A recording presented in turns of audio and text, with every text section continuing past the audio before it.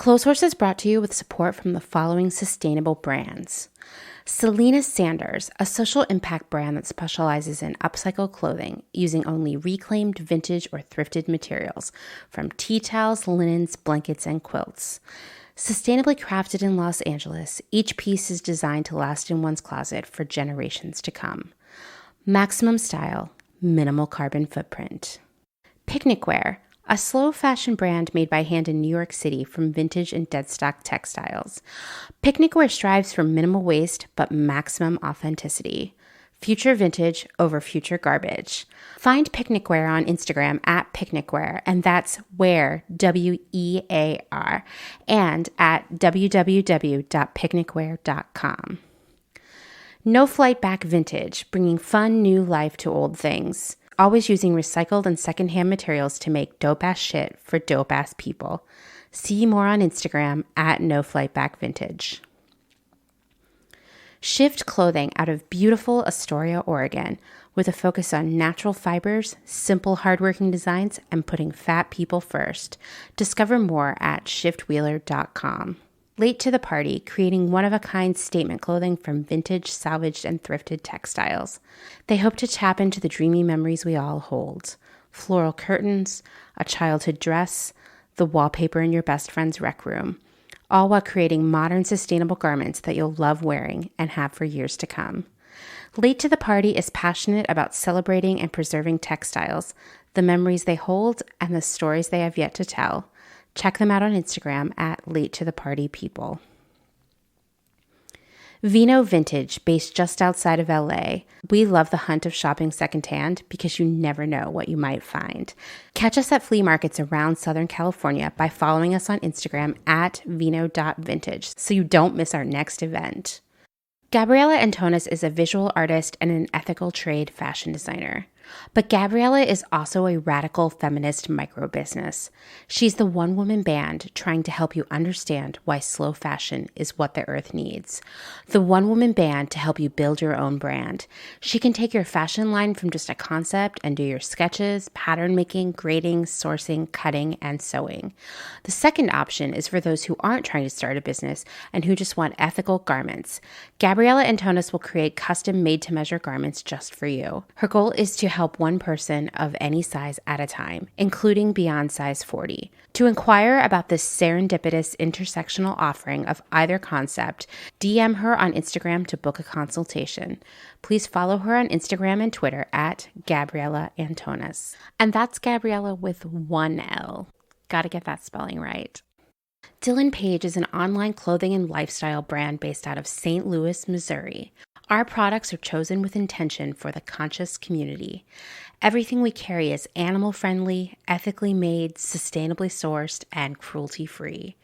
Dylan Page is for those who never stop questioning where something comes from. We know that personal experience dictates what's sustainable for you, and we are here to help guide and support you to make choices that fit your needs.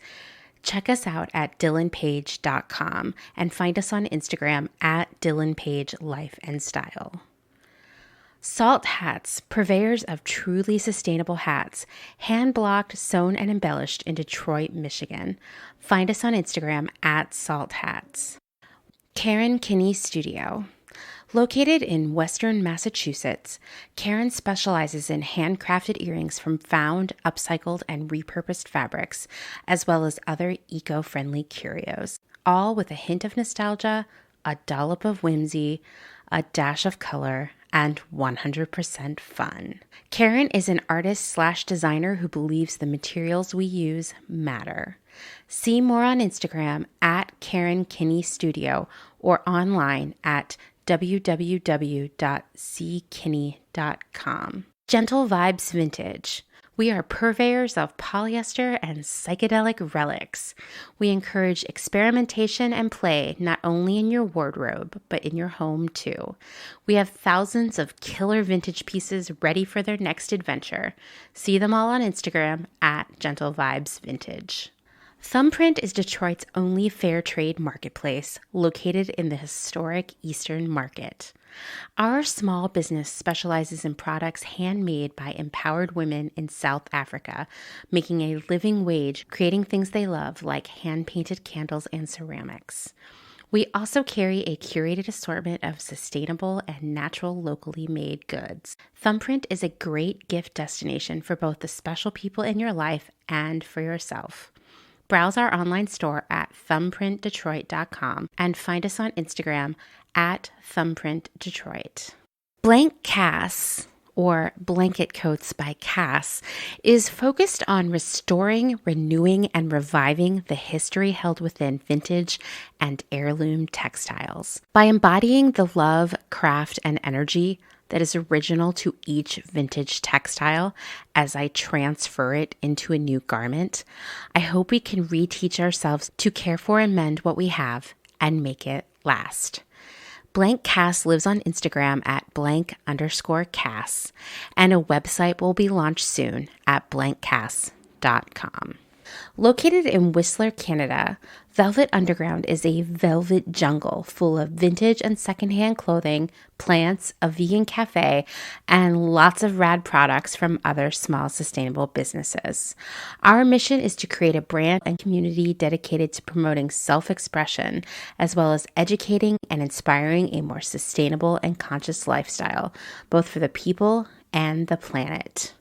Find us on Instagram at shop_velvetunderground or online at www.shopvelvetunderground.com. St. Evens is a New York City-based vintage shop that is dedicated to bringing you those special pieces you'll reach for again and again. More than just a store, St. Evens is dedicated to sharing the stories and history behind the garments. 10% of all sales are donated to a different charitable organization each month. For the month of September, St. Evens is supporting the Lower East Side Girls Club, which connects young women and gender-expansive youth of color throughout New York City to healthy and successful futures through free, innovative, year-round programming and mentoring.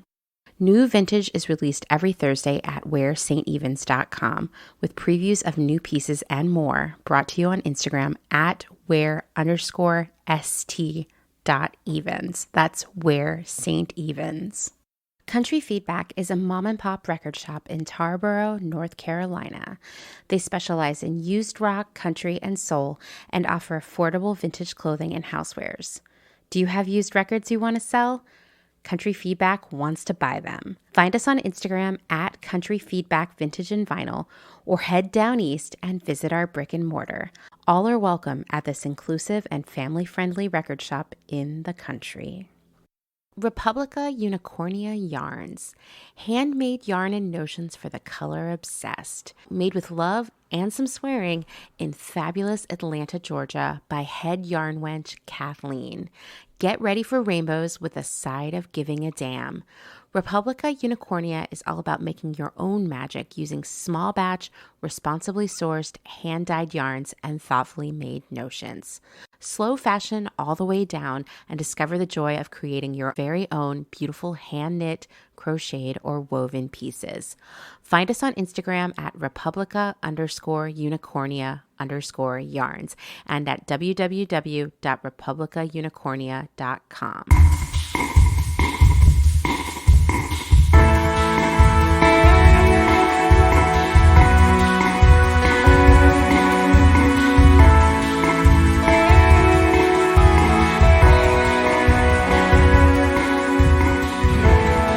Welcome to Clotheshorse, the podcast that epically failed at making their own soap. Seriously, you'll hear all about it. It was a nightmare. Okay, maybe it wasn't a nightmare. It was just really disappointing. I'm your host, Amanda, and this is episode 96. Today's guest is Melissa, the owner, operator, soap maker, candlestick maker, and all of the other things behind Vellum St Soap Company. Yes, we're gonna talk about soap. We're gonna talk about skincare and packaging waste and fragrances, all the things you would expect. But we're also gonna talk about throwaway culture and food waste and so much more. This conversation went in so many interesting directions, and I'm so excited for you to hear it. Before we jump into that, I want to take a moment to thank some of the new supporters on Patreon. If you're unfamiliar with Patreon, it's a service that allows you to support my work while having access to exclusive episodes and content. To be honest, it's the only way I currently can be paid for my work on Clotheshorse. So the support of all the rad listeners who have become patrons allows me to continue to work on Clotheshorse. I'm so grateful for their support because it gives me the opportunity to continue to create this work, which I love doing. And loving what you do for work is a rare and beautiful thing. You also might be surprised to hear that it does cost money to make a podcast, way more than you think it's going to be. Let me tell you, as a person who said, I think I'm going to start a podcast without doing any research, it's a surprising amount of money to make a podcast, especially a podcast that has good sound quality and all of that. We have to ship microphones around from guest to guest. There's recording and hosting costs, the website, subscriptions to various websites I use for research. It all adds up, and I'm so grateful for all of you who help out with that. Here are some of the latest patrons. First is Adam Lohman, who unfortunately I couldn't stalk on the internet. In fact, all of the patrons I'm naming today, I could not stalk on the internet. Adam, I'm so grateful for your support. And I just want to say in general, and this is my personal experience, people with the name Adam are usually pretty rad. So thank you so much, Adam. Next is Jayna Maxwell. And I just want to say that Jayna is one of my favorite names. Thank you for your support, Jayna. Then we have Ann Winners. And is it just me, or is Winners a name that surely sets you up for success? It's like manifesting from birth. Thank you, Ann. Lastly, but not leastly, is Renee Staffer. I went to elementary school with a boy named Mike Staffer, and he had just the loveliest handwriting. I like to think he's related to Renee. By the way, for all of you that I was unable to creep on via the internet, if you have a business or a project that you're working on that you would like me to shout out here, drop me a line. That's one of the reasons I do the shout outs, not only to show my gratitude, but also to give some of you a chance to, get your business name out there. And hopefully all of you who listen hear those business names and go follow them on Instagram, and it just builds our community and we support small business. If you would like to support Clotheshorse via Patreon, you can find more information at patreon.com/clothehorsepodcast. And that link will be in the show notes. And if you can't do that, that's okay too. I'm really excited to have you here no matter what. So keep listening.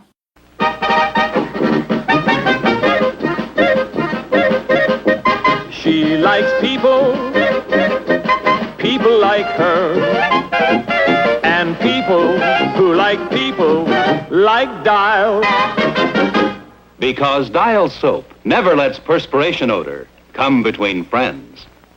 Ordinary soap leaves thousands of bacteria on your skin, sort of like this. And these are the cause of perspiration odor. Dial with AT7 removes most of these bacteria, not just from under arms, but all over. Dial protects you long after your daily bath. Never lets perspiration odor come between friends. She likes people like her, and people who like people like Dial. Good news for the soft sex.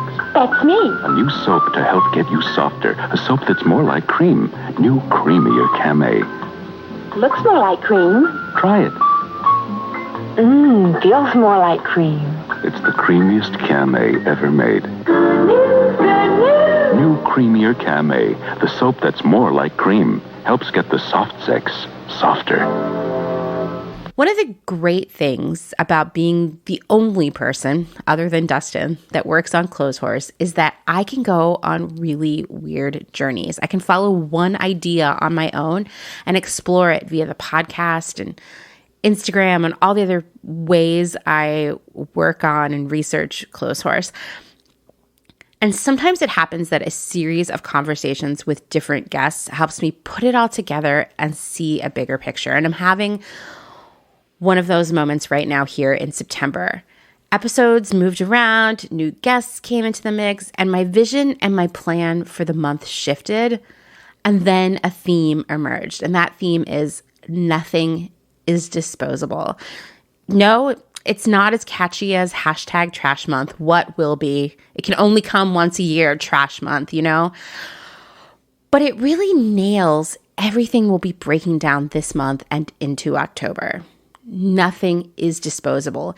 Even if it says that on the packaging, everything we buy and use, from the food we eat, to the clothing we wear, the furniture we sit on, the homes we live in, styrofoam plates, those plastic cups from Starbucks, all of it, it all required raw materials, energy, work, so much work, so many people's time and effort and skill and innovation to create this product that might be in our life for a very small period of time. None of it can just be thrown away lightly. We'll be exploring that a lot this month, and yes, we'll be talking about clothes, but we'll be talking about other aspects of throwaway culture too. This is another long episode. I mean, that's just how it happens sometimes, so pace yourself. I'm going to give you a little talk now about personal care products. Then we're going to listen to the conversation with Melissa, and then I'm going to end it all with just a little bit more information about essential oils. Sometimes you got to go long to tell the whole story. And I personally, I'm a completionist. I like to tell the whole story. Safeguard presents a real family portrait, the Vanderways. Tennis, golf, a unicycle. How do you manage this team? With this Safeguard deodorant soap. It's more than a deodorant soap.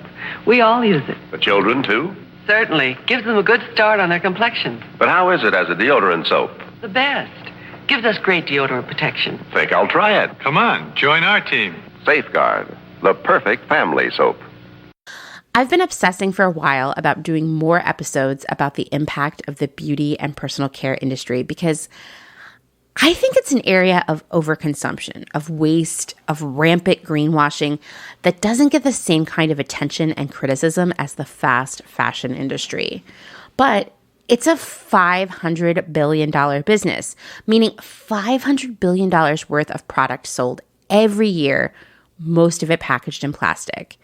The industry spends $25 billion each year on packaging alone. Yes, just the packaging. Packaging is possibly more important in the beauty and personal care industry than it is in any other industry because it's the packaging that makes you want to buy the product inside. It's not, in many cases, the product inside that matters to you.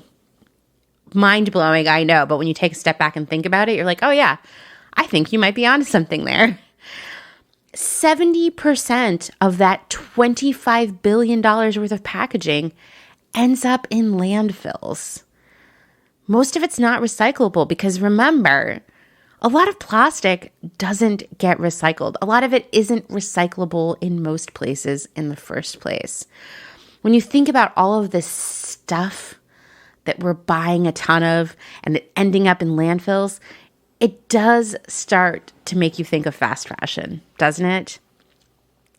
And to be honest, in 2021, there are beauty brands that work like fast fashion, churning out new collections and collabs every week or two. I mean, I have told you many times, all the times I've gone to, trend forecasting events or even just read trend reports that have come across my desk throughout my career. The past few years, yes, they've been talking about sustainability a lot. They've also been talking about beauty. In fact, I would say in the last 5 to 6 years, you probably will notice this now that I say it.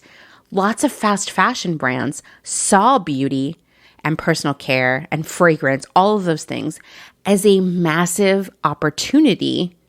And they began to, buy some outside brands, but mostly create their own makeup, lotion, perfume, you name it, using their own their own labeling, right? It's like private label versions. They created their own brands of beauty because it's a very high margin category, meaning it's very profitable. And as I'm going to talk about very briefly in this conversation with Melissa, there are so many companies out there who offer this private label beauty product service where basically you come to them with your art, your inspiration, and they create the packaging for you. They design it to your specifications and they make the product for you.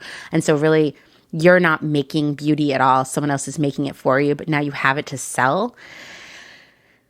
I mean, Zara sells cosmetics and beauty. H&M has been doing it for a long time. Forever 21, Urban Outfitters, all of the fast fashion retailers have gotten into the beauty and personal care game. This industry, whether it's the brands we buy at Sephora or Ulta, the stuff we buy at Zara, anywhere, uses a ton of resources, and it contributes to pollution in all kinds of insidious ways that you might not be thinking about. I mean, in general, most beauty and personal care stuff, not that sustainable. We've got hundreds of billions of units of packaging being made every year. Remember, $25 billion worth of packaging being created for this industry each year. How about microbeads? You'll find those in exfoliating washes and shower gels.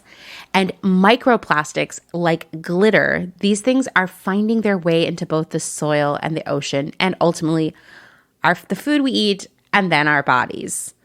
There's avobenzone, which is a chemical in sunscreens that has been proven to deplete coral reefs.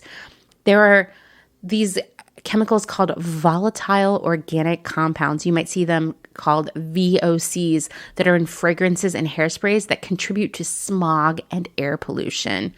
The use of palm oil in 70% of cosmetics has led to massive deforestation, as well as tons of abuse and exploitation of humans.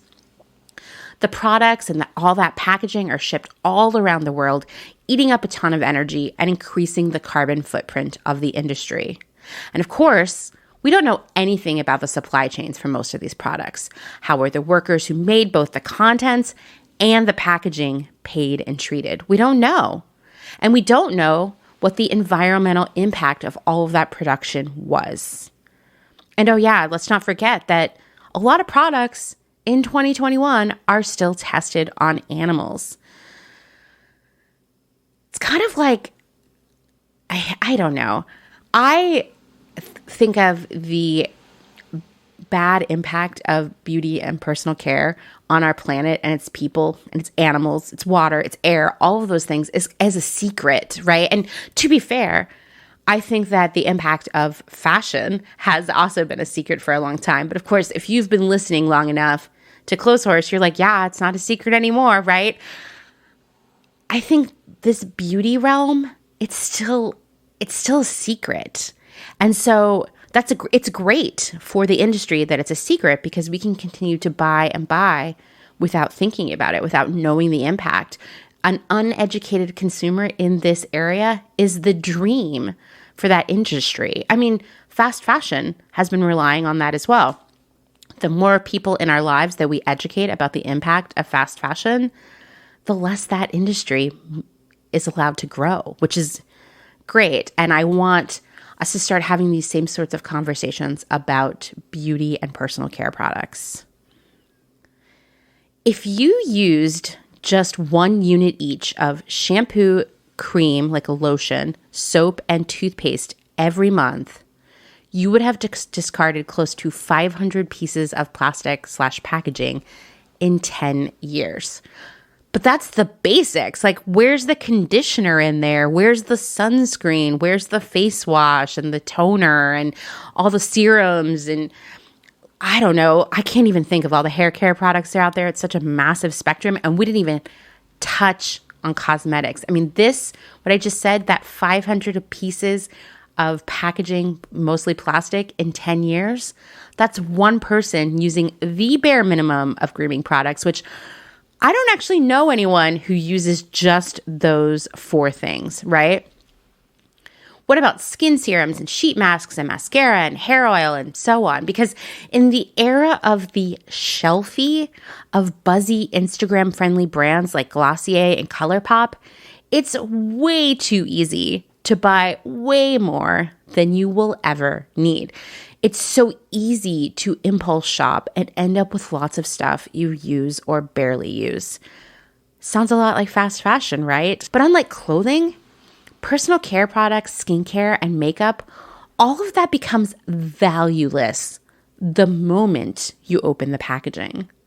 No one wants that mascara you wore once, that eyeshadow that was just a little too wild for you, the 100th lipstick that you bought that was just a little too orange for your skin tone. But much like fast fashion, the packaging for these products, which I just want to mention again, is a copious amount of packaging, will live in the landfills for generations. Personal care products like makeup, hair care products, deodorants, perfumes, lotions, hair removal devices, and all the other products associated with that, hair dye, I don't know, I'm missing a ton of categories here. They are sold to us as necessities, as things we must have to exist in this society as a decent, upstanding person. Of things we must consume to remain attractive, to look younger, to be attractive to others, to succeed in work and friendships and social media, and even at our jobs. I'm not going to break down in this episode what is or is not essential to you from a personal care perspective, because that's an entirely personal choice. But we have to recognize that just as we've been told incorrectly that we need a new outfit for every date, party, wedding, or brunch, we've also been sold a lot of products and devices that we don't truly need. This realm of beauty, I'm just going to say it again, is so massive, so profitable. Of course, all the fast fashion retailers had to jump on that too. Much as retailers have used the false promise of so-called retail therapy to sell us more clothes, shoes, accessories, and throw pillows than we actually will ever need, the personal care industry has latched on to the very important, very valuable act of self-care and turned it into a way to sell us more stuff we just don't need. And the great thing about a lot of these things is that they feel like a way to treat ourselves without breaking the bank. I can remember so distinctly, I have so many memories of this. Sometimes I have dreams about this. There was a 24-hour Walgreens in my neighborhood in Portland. Sometimes as a retail manager, I would have to clopen. All of you who work retail just cringed. You know the pain of a clopen. For those of you who haven't had to do it, it means close the store, working till about 11 p.m., then be back at work to open the store around 7 a.m., 6 a.m., depends where you work. At this point, my babysitter, Cindy, who is still... I was thinking about Cindy as I was working on this episode. Still one of the most incredible people I have ever met. A person who was not required to care for me and Dylan in the way that she did. And yet she did. It's so magical. What an amazing person. She would keep Dylan overnight on those occasions because dragging a toddler back and forth at those hours on my bike, it wasn't working well for anyone. Wasn't great for me. Dylan was a mess. Cindy was sort of like, I'd rather not be up until midnight and get back up at 6 to see Dylan. Just keep the kid here. And so I would find myself on those nights biking by Walgreens at 11:30, just feeling exhausted, depressed about going to work in just a few hours. I would lock up my bike. I would walk the aisles of Walgreens looking for a little something to pick me up. Because remember, I didn't have very much money. Something that was under $5 maybe that would cheer me up. A conditioner packet, a Wet n Wild lipstick, perhaps, and this would be pretty luxurious, a hot BOGO deal on Revlon eyeshadow. The little things, these little things that we treat ourselves with, they do mean something and we deserve them. But we also have to remember that these items are not disposable. We buy these things much in the same way we consume fast fashion because each purchase feels so hopeful. It offers a better future, better skin, better hair, better life, until abruptly we realize it does not. We tend to think of these things as a very temporary part of our lives. We'll use them until they're used up or dried out or neglected for long enough. Maybe they'll pile up in a drawer or a bin in our bathroom, and then when we're about to move to a new home, we'll toss them. I had this empty marshmallow fluff container that I would store all of this excess makeup in, right? Like red lipsticks. I was always trying to wear red lipstick and then realizing that I'm too self-conscious about it. The accompanying red lip liners, also in the marshmallow fluff container. Random neon eyeliners. I tried that so many times. All of this stuff that I thought would be a new day on the horizon for me that I tried once and realized was not who I was. I moved that plastic marshmallow fluff container full of sad makeup from apartment to apartment, all of it barely used and gradually, drying up and solidifying. These were impulse treats that I thought would change my life. They would make me more confident, more attractive, a better version of myself. And you know what? That never happened. And they literally became trash 5 minutes after opening. To be honest, I got more use and enjoyment out of the marshmallow fluff that had previously filled that storage container than any of those little impulse purchases. Now, we're sold more products than ever under the guise that they are essential. Primer, makeup setting mist, contouring stuff, sheet masks, so many skincare steps. Skincare got so complicated. Dry shampoo, dry conditioner, separate lotions for our faces, hands, feet, and bodies. It's a lot. And it's easy to believe that these things will change our lives because we all want hope, right? We want to believe that tomorrow we will be a better person than we were today. Being mindful about the way we buy and use these products, reining in that impulse purchasing, it can make a major impact on the world around us. I would ask you to go into your bathroom right now or wherever you store all of your stuff. Count how many different items, whether you use them every day or not, that you have. Now, count what you actually use every day. I think that you're going to see a really surprising ratio there. I think it's important for us to confront these things about ourselves. It's not your fault. You're not a bad person because you have all of these things. But much like we have been now for more than a year, working together to reevaluate our relationships with our clothing and our shoes and whatnot, we're going to start thinking about that together when it comes to skincare and beauty and hair care, all of these things. We're going to be more conscious of that together. I think it's another area where we can support one another. I'm not here to guilt you for your complex skincare regimen. Trust me, I have one of my own.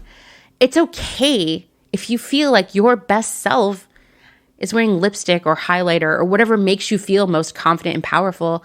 I get up every morning and I put on makeup before I sit down at my desk. I don't even leave my house very often. That's how I feel my most powerful. That's okay. But I do want us to think about that implied disposability because it's just not real. Nothing is disposable. It's an interesting dichotomy that this industry sells us. On one hand, this thing will make you better, more successful, more appealing to the world, more popular, the best version of yourself. I fall for it too. I dream at night that I am beautiful and all of the people that I wanted to love me, they finally do. And they love me so much. It is all they can talk about. They write songs where the lyrics are all of the ill-advised texts I've ever sent them.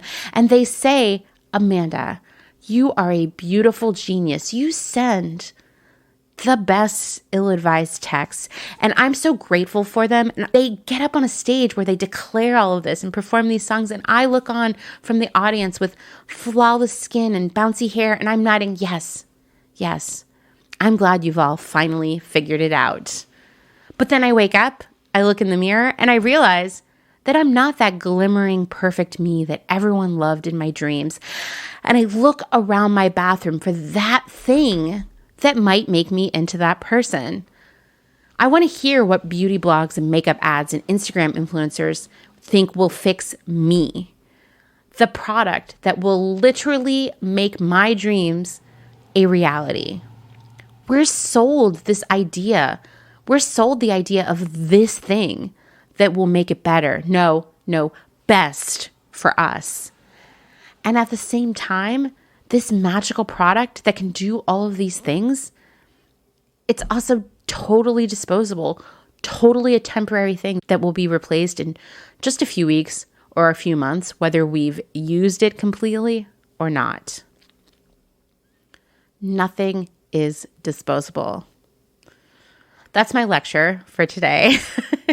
I'm not here to ruin things that are fun, to suck the joy out of life, or to ensure that both you and me never have a single moment of simple happiness in our lives. I'm just here to encourage us, all of us, myself included, to think about these things, because we have to. We have to think about these things. I've had to have some tough conversations with myself about this. I'm also just going to mention again that I am dying for someone who works or worked in the cosmetics industry to please be a guest on this show. I've been trying for a year now to no avail. I have so many questions about makeup. If you know someone, send them my way. And if you don't, that's okay too. It's going to happen eventually. You're about to learn a ton right now about skincare, soap, fragrance, all kinds of things from Melissa. So let's just jump right in.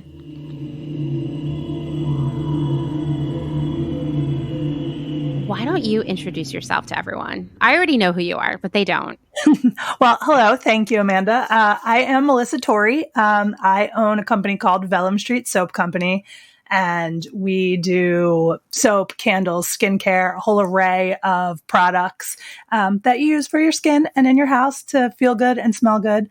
And we'll get into a little bit with why Vellum St is different and not your typical soap or skincare or candle company. But thanks for having me today. I'm excited. I am a big fan of your soap. I also have so many questions about skincare and soap, and I have many strong feelings there, but you're an expert in a way that I'm not. So I'm excited to talk about this. So I wanted to start. I know that you were not you didn't crawl out of the womb with a bar of soap in your hand. And I did not. I'm guessing that when you were in third grade, you weren't doodling bars of soap in your notebook, dreaming of the day you were going to make soap. So why don't you tell me about what you did before you made soap and kind of how you got there? So yeah, definitely not. I am joke all the time. Was the dirty kid. I like to play in the dirt and the mud and super outdoorsy. If you would have told me even 10 years ago, and I've had this business for 5 years, 10 years ago, 7 years ago, that I would own a soap company, I would think you were crazy. So it's been a strange road, but I love it. And I love that I ended up here. So I'm a high school dropout. I was in school. I was a smart kid. I got in tons of trouble, but I got really bored. So I ended up quitting school and just starting to work. And I was one of those people that always just had 2 jobs. I was always working like crazy. And, I worked a lot of retail for a long time and then ended up in the restaurant industry, bartending, waitressing, as many young high school dropout people do. I quickly worked my way up to a lot of management positions. And when I was in my mid-20s, for the first time, had vegetables with a meal that didn't come from a frozen package. I understand this very well. That's how I grew up, right? We ate frozen broccoli with cheese and salad that came in a bag. Always cheese. I was definitely in an adult before I had broccoli without cheese. I didn't even know that was something people did. Same here. I grew up eating rice with sugar, broccoli with cheese all over. I didn't think you ate vegetables without some sort of sauce on them. Yeah. That's how I grew up. That was the 80s, that's how we ate. Yeah, totally. And I never I loved food, but I grew up in Jersey. I grew up eating pizza and bagels, and sometimes we would have that broccoli with cheese, Jolly Green Giant. And in my mid-20s, I'd moved to Philly when I was 19, and in my early 20s, I guess I started going out to eat at restaurants that were not pizza places. Where you sat down and actually ordered your meal. And I started eating vegetables and realizing that I liked food in a way that I never knew that I liked food before. and that fresh food was completely different than anything I had really been used to my entire life growing up. So it got me really interested in food. And so I started eating a lot more and being interested in where my food actually came from. I had never thought about that before. Never thought about, like, we went strawberry picking as a kid, but I didn't think of food overall as like where it came from and what farming meant and what food quality meant. And that got me into cooking. I ended up, a couple years after getting really into this, I ended up starting to bake a lot and selling just cookies and baked goods and things like that to coworkers, which led me to opening a bakery here in Philly called Cookie Confidential. And this was back in 2010. And I used all organic and locally sourced products before it was like a super huge thing. But even our flour came from Lancaster County, our butter, our dairy, everything. Most things came from within 100 miles of the bakery. And it was really interesting to go from the kid who just lived on like Oreos to knowing, like, being at the farm where all of the ingredients that I was using to make things for somebody else came from. And it gave me this connection with not only the food itself, but with the people I was serving, to where I can tell them these stories and saw how interested they were. And also realized the difference in quality between those ingredients, between sugar you would buy, like a 5-pound bag of Domino sugar, and the sugar that I would buy from these smaller farms that didn't bleach it and add other chemicals to it. So even though I owned a bakery, I was very interested in food sustainability and nutrition, which is weird for a sugar peddler, but it's, sometimes these things happen. Right. And I grew up lower middle class. Like, we never wanted for anything, but my grandmother grew up very poor. So it was a household where we saved everything and you've reused everything. We had the can of bacon grease next to the stove. You didn't throw it away. That's what yeah, dude. I mean, I still hoard that stuff. Not gonna lie. Me too. I was just joking this morning. I have 2 mason jars full of bacon grease and made bacon again. And I was like, we need to cook more because I have all this bacon grease. Totally. Yeah. But so in the bakery, we just, there's a lot of food waste in the restaurant world. And this was something I kept seeing no matter where I worked, in other places and in my own restaurant. And there's so much that we're throwing away because you can't use it for, we did a lot of cookies with bacon in them, cookies and cupcakes. And so there was bacon grease all over. And I was like, there's only so much I can use, or citrus peels, or different seeds and like stems of things, cherry stems. So at the same time, I was also struggling with a lot of skin issues. At 16, I was diagnosed with Lyme disease. Turns out when I was in my 30s, I found out that was actually never the case. Great, I guess. Yeah, we won't go into the long story of 20 years of misdiagnosis and being fed lots of different pharmaceuticals and antibiotics and medicines by doctors that were completely not for anything that I actually had. Well, you and I bonded over this when we were pre-gaming. I told you how I went on a decades-long journey to find out what was really wrong with my stomach. And I remember one doctor specifically being like, oh, you just need to be on birth control. Right, which is, what does birth control have to do with I know.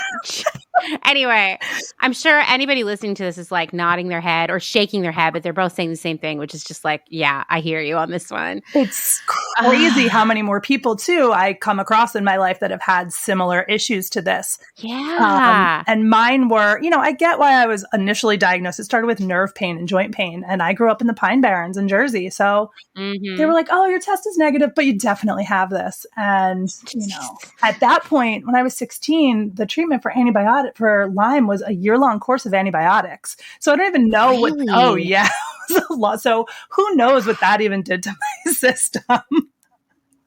Wow. And to this day, we still don't know exactly what is wrong with me. It's an autoimmune condition that I can definitely keep in check a lot by what I eat. But back at that time, I was a lot of it was showing itself externally. And I had really bad psoriasis and eczema, and I would break out in hives all the time. And I just thought I was sensitive. I was one of those people that I was like, oh, I can only use Tide laundry detergent because my skin is sensitive. I break out.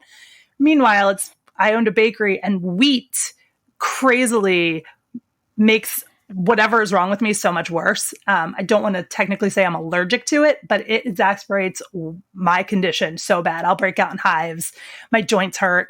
And I had no idea. I was working in a bakery every day. It's how I made my living. I'm breathing it in. So just getting sicker and sicker.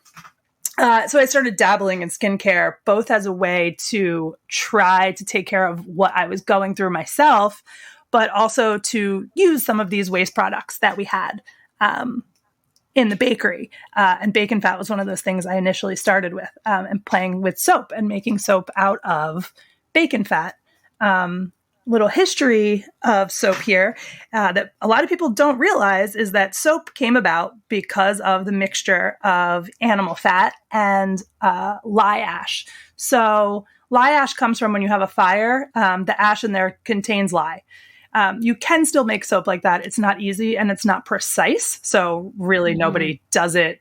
Nobody gets their lye really from that manner any longer. People of a certain age will remember, or at least remember their parents talking about lye soap burning. Because you didn't know how to measure it. There was no way to measure the amount of lye that was in the ash. So if you use too much lye, it does burn your skin. But what soap is actually a chemical reaction between fats and lye. So when done properly with the proper chemistry, you actually have no more fat and no more lye left over. It has created a new substance, which is soap. If there's not lye in it, it's not actually soap. It's something else. It's a detergent or a cleanser. It wouldn't actually chemically fall under the soap umbrella. Interesting. So like, is glycerin a fat? I don't know if glycerin soap is as popular anymore, but I feel like that was a 90s thing. Like there was that Neutrogena orange glycerin soap. Do you know what I'm talking about? Totally. Like totally ruined your face. Totally ruined your face, right? But it seemed premium. It was in like every teen magazine. Like this is what you need. Marketing is brilliant.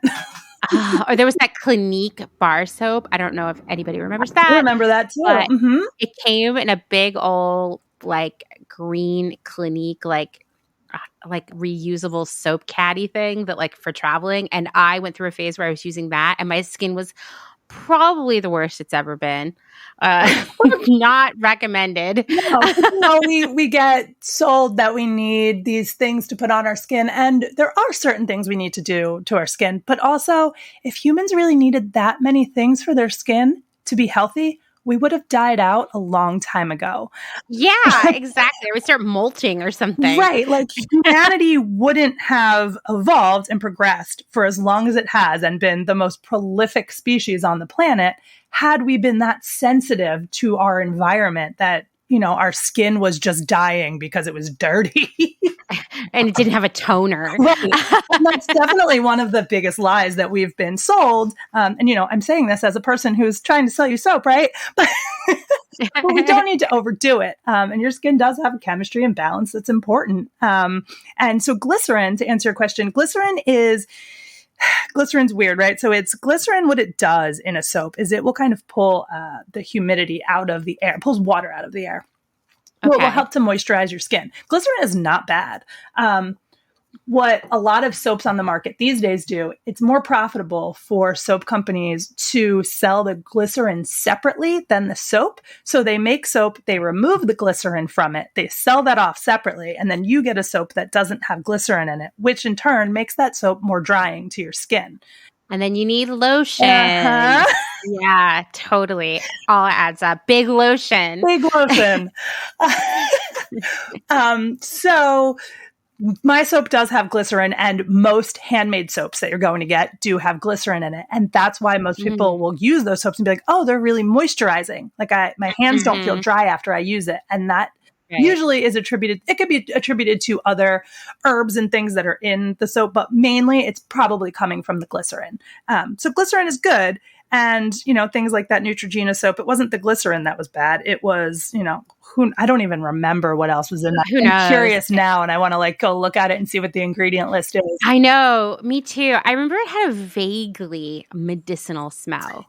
Like there was something weird that was either added just as a fragrance to make it feel medical. Right. Or there was literally something in there that was like, I remember it was really popular for a lot of like anti-acne soaps and stuff when I was a kid to have like I think it's called triclosan. That's what I was just going to say. I wonder if triclosan, which is an antibacterial, which that was, it's another thing that we've done to kind of, there's a lot of debate in that world. Are antibacterial soaps good, or are you making stronger bugs and organisms by using these antibacterial soaps? And, you can find scientists and research on both sides of the coin. I don't think anyone has a definitive answer, but you can, anybody can do their own reading and find plenty of things to either side. It's hard. I mean, we don't use antibacterial soap in our house, not just because of the concern about that, but I have actually found I get this eczema on my hands from like hand washing and dishwashing. And during the pandemic, of course, my hands they're back on track, but like all the hand washing and the hand sanitizer, which I'm not a hand sanitizer person either for this reason, but I find that the antibacterial ingredients actually exacerbate my eczema and I get these painful blisters all over my hands. So I'm a strict, like normal soap kind of person. I am the same. I don't use antibacterial anything. I don't use hand sanitizers. I had so many people. So throughout the pandemic, I was still managing restaurants, and I just would see so much of my staff with horrible hands, like torn up and ripped up. And they're like, well, it's from hand sanitizer. And I was like, well, you realize you're actually making yourself more susceptible to any by having an open wound. Exactly. Yeah. And it's exactly. And we do the same thing to our face and our body. Like there are bacteria that live on us that we need. We do not do well without them. We have a symbiotic relationship with these things. And when we sterilize ourselves and our environment and take away those good bacteria, we are much more susceptible to the bad bacteria. Your skin's a barrier. It's the biggest one you have. It's your best source against anything on the outside to protect you. And when you strip it of all the things that are supposed to be there, you're really giving yourself less of a chance to stay healthy. Yeah, totally. So making soap. Okay, I'm going to tell you, I tried to make soap one time with my friend Mary, and it was a disaster. It was the worst soap ever. There's so much artistry. I mean, there's science, but there's also artistry to it. Why don't you tell everyone? I'm curious real quick, though. What was your disaster? Did it look bad? Was it usable?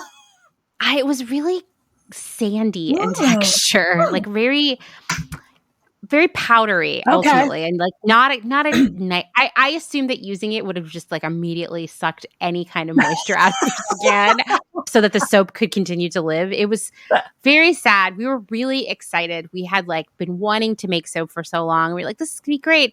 We're gonna make between the two of us enough soap for both of our families for a year. We're geniuses. We're saving so much money. And it was like horrible. Just like I was like, maybe it's exfoliating soap. It was just so gross. It definitely burned a little when you used it, like you said. So why don't you tell us a little bit about how to make soap? Because most people have never even had the joy of epically failing at making soap either. It's true. They haven't. And it's really not that hard. The internet will scare you. So many people are very afraid of lye. And it's not that scary. If you've ever cooked with hot grease, like hot grease burns too. Be careful. It's not true story. Yeah. I've like read these things about how terrified, and I'll read like instructional things, and people are like scaring people. Like lye is not that scary. No, you don't want to pour it on yourself, but just be careful and pay attention to what you're doing, and you're going to be fine. So basic soap.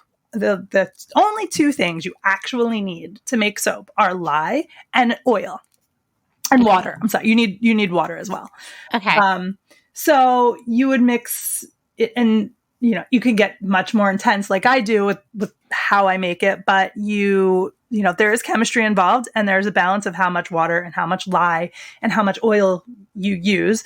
But you basically mix those things together and they will saponify. Saponification is the process that happens when you make soap, when you mix these chemicals together, and it is literally turning into soap. It is leaving its life as lye and oil and becoming soap.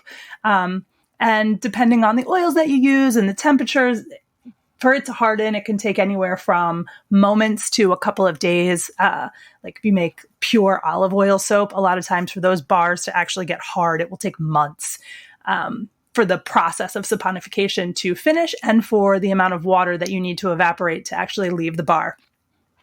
Otherwise, they can be really soft and you could use it once and they'll kind of melt away. So it's almost like making charcuterie. You want the soap to cure once you make it. So when we make soap, I make it, I pour it, I cut it, and then that soap sits for, depending on the humidity levels at the time, anywhere from 3 to 6 weeks before I actually sell it. Wow. Okay. And that's wild. So you had to start making soap like a month before you could actually sell any of it. Yes. So it's so weird because you don't know, especially, now it's different now. I'm 5 years in, right? So I know what my recipes are. I know what to look for. I can tell if there is something weird or wrong. Like I know it right away. It's an intrinsic thing that I've learned from doing this for 5 years. But at the beginning, I would make something and then be like, okay, well, let's wait and see if I did it right. So I wouldn't want to make a lot at once because what if I ruined it? What if I did something wrong? Right. I know. This is like giving me anxiety. Yeah. So it definitely is weird because you make it and then you just let it sit. You can use it right away. Sometimes the lye is not completely changed. So you do have the chance of it burning a little bit. Also, the bars are going to melt away much faster because they're not cured. They still have a lot of water in them. So, it's not like you can't use it at all, but it's just you're not getting the best quality out of it. And if it's super humid, then I tend to let it cure longer because the water doesn't evaporate out of it as quickly as it would if it's really dry. Like, people who live in Arizona, they probably always can just let their bars cure for like 3 months. Whereas here, where it's humid up, in the northeast of the country, when it's humid, those bars are taking like 6 weeks. Yeah.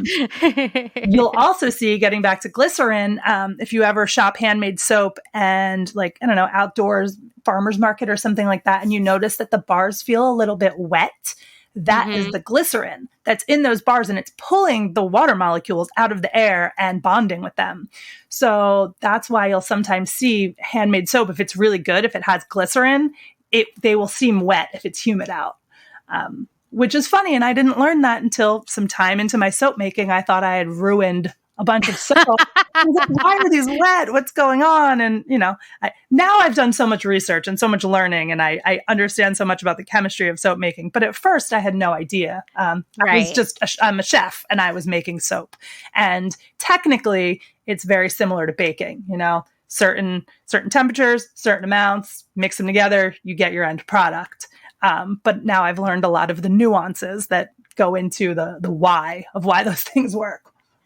That's really interesting. I hadn't thought of it that like baking and soap making are really similar. There are a lot of people who are great cooks who can't bake. They can't get a hang for chemistry, or they don't want to follow a recipe. And I guess the same would be true for soap makers. Hence, whatever my epic soap failure was, I definitely was trying to wing it a little bit.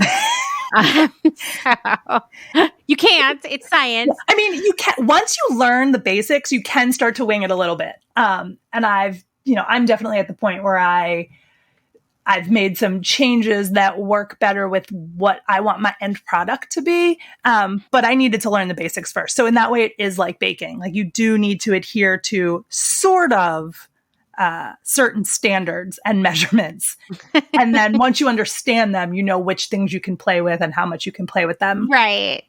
That makes total sense, but it's like people watch like, I don't know, what is that show? The Great British Bake Off, and they think they can immediately just go make an epic cake. And like they've never baked anything even from a mix before. And so I think that was just me with soap. I was like, well, I've used soap. I guess I can make it. Right. So another parallel to baking, well, food in general and soap, is really like the kinds of ingredients you use. And I know that this is something that makes what you're doing really different, because just like you were saying, like there's a difference between the big bag of Domino sugar and the sugar you were finding on farms. I'm sure it's the same thing with the kinds of ingredients you use for soap. It absolutely is. And it makes all the difference in the world. So all of our soap is tallow based, and tallow is beef fat. It is molecularly much closer to the oils on our own skin, with the sebum that our body produces, than any plant-based oils are. You're a mammal, you're not a plant, right? So you don't have properties of your body that are plant-like. We're different, completely different organisms. And all soap was made with animal fat initially. And then we started getting into plant oils for multiple different reasons. One, they're cheap. They can be very cheap. They can be easy to transport. And it's very easy to sell people what they think is a more cruelty-free product. And unfortunately, that's not always the case.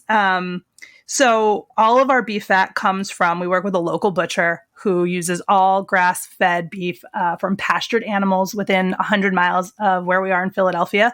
There's no factory farming involved. These are all regenerative agriculture farms. All of these animals are well taken care of. And all the farmers and the butchers, every step along the way, you have them trying to utilize every bit of this animal that they can. There's not really any waste. So for us to be able to buy this tallow from them, which there's not that much of a market for, it's helping us keep these prices down to make healthy and well-raised and environmentally sound food more accessible for people, because it's expensive, right? But the more we can use all the parts of it, the less expensive it will get for everyone. Mm-hmm. That makes sense. So, when I first started, we did get a lot of pushback because people were like, well, what about coconut oil? And, that's just one example, coconut oil. But so coconut oil has a few bad points to it. One being that it's really drying for your skin. It's not good. That is so interesting because I feel like that is in so many skincare products now. Like there's a whole line. It's like, that there's that brand like Yes to Carrots or something. We have a sub brand that's like Yes to Coconut, but that's just one example. I mean, I see it all over the place all the time, and like beauty bloggers talking about, I mean, I would never just like rub coconut oil on my face, but people swear by it. And my experience is that it has been in soaps very drying for me. Yes, and that's exactly what it is. So years ago, I was totally one of those like, oh my God, coconut oil fixes everything people. I have also had many years of my life where I've been that person. Like, did you try to put some coconut oil on it? Just a little coconut oil, it'll fix it. Just a little bit, it'll fix it. When I first had eczema, I would put coconut oil on it, and it would help initially. What I came to learn later is that what happens with coconut oil is it oversaturates your skin. It has so many good fats in it. And I love coconut oil for certain reasons, but not for regular use on your skin or your hair. So it oversaturates your skin, which confuses your body. It confuses your brain, and your brain goes, oh God, we're so oily. We need to slow down production. So then your brain pulls back on its own sebum production, which ends up drying out your skin more, which makes you need more and more coconut oil. Now, this doesn't happen overnight. If you do have really dry skin, I don't know, say you're at the beach or something and you have some coconut oil, it's not going to hurt you to put it on your skin. But if you're using it every day, and every day your skin is getting oversaturated, your body is going to stop producing the oils that it needs.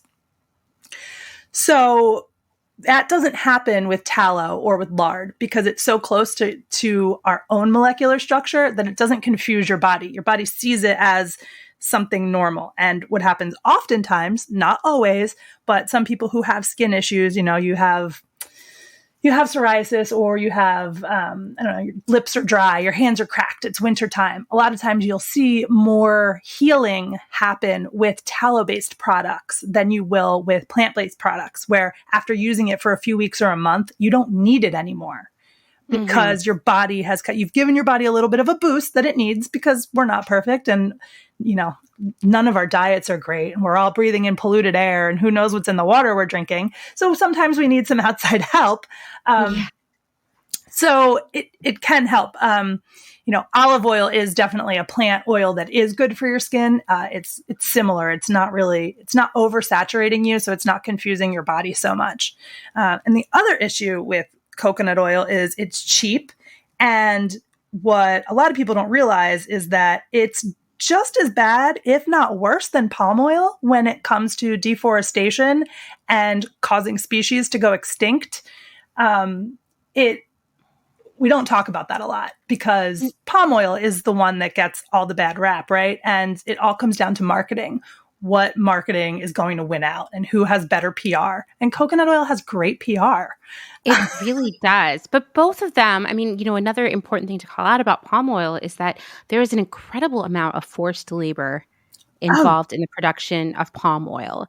And I would assume it is the same for coconut oil, because coconut oil has become incredibly cheap, very cheap, come down in price so much, and incredibly plentiful. Like, you could go to Walmart and get a jar of coconut oil for like $4. You can't tell me that's made under good conditions. Oh, it's not. So about 99% of the coconut oil in coconut products in general, not just coconut oil, but coconut products, whether that's coconut oil, milk, whatever, in Thailand, which is one of the biggest exporters, they use monkeys, which most people don't know. And it's very... Wait, tell me more. So... Coconut palms are very high trees. It's very dangerous and difficult and time consuming for humans to climb coconut trees. So I found this out the first time I went to Thailand, probably about 4 years ago. I was driving down the highway with two friends of mine, one who's American but was living in Thailand and one who is Thai. And there was a big truck full of coconuts next to us, and there was monkeys on the truck. And I was losing my mind. And I was like, why are those monkeys on that truck? Why are they climbing around? And my friend was like, oh, they work there. And I was like, what do you mean they work there? What? And he was like, the monkeys, they pick the coconuts. And I was like, what are you talking about? So this led me into like a million questions, and then tons of like research and reading. But most people outside of the United States know that it's common practice for monkeys to pick coconuts. It's quick and easy for a monkey to climb up a tree and get a coconut. Now, just like with anything else, there are farms that take great care of the monkeys that work for them.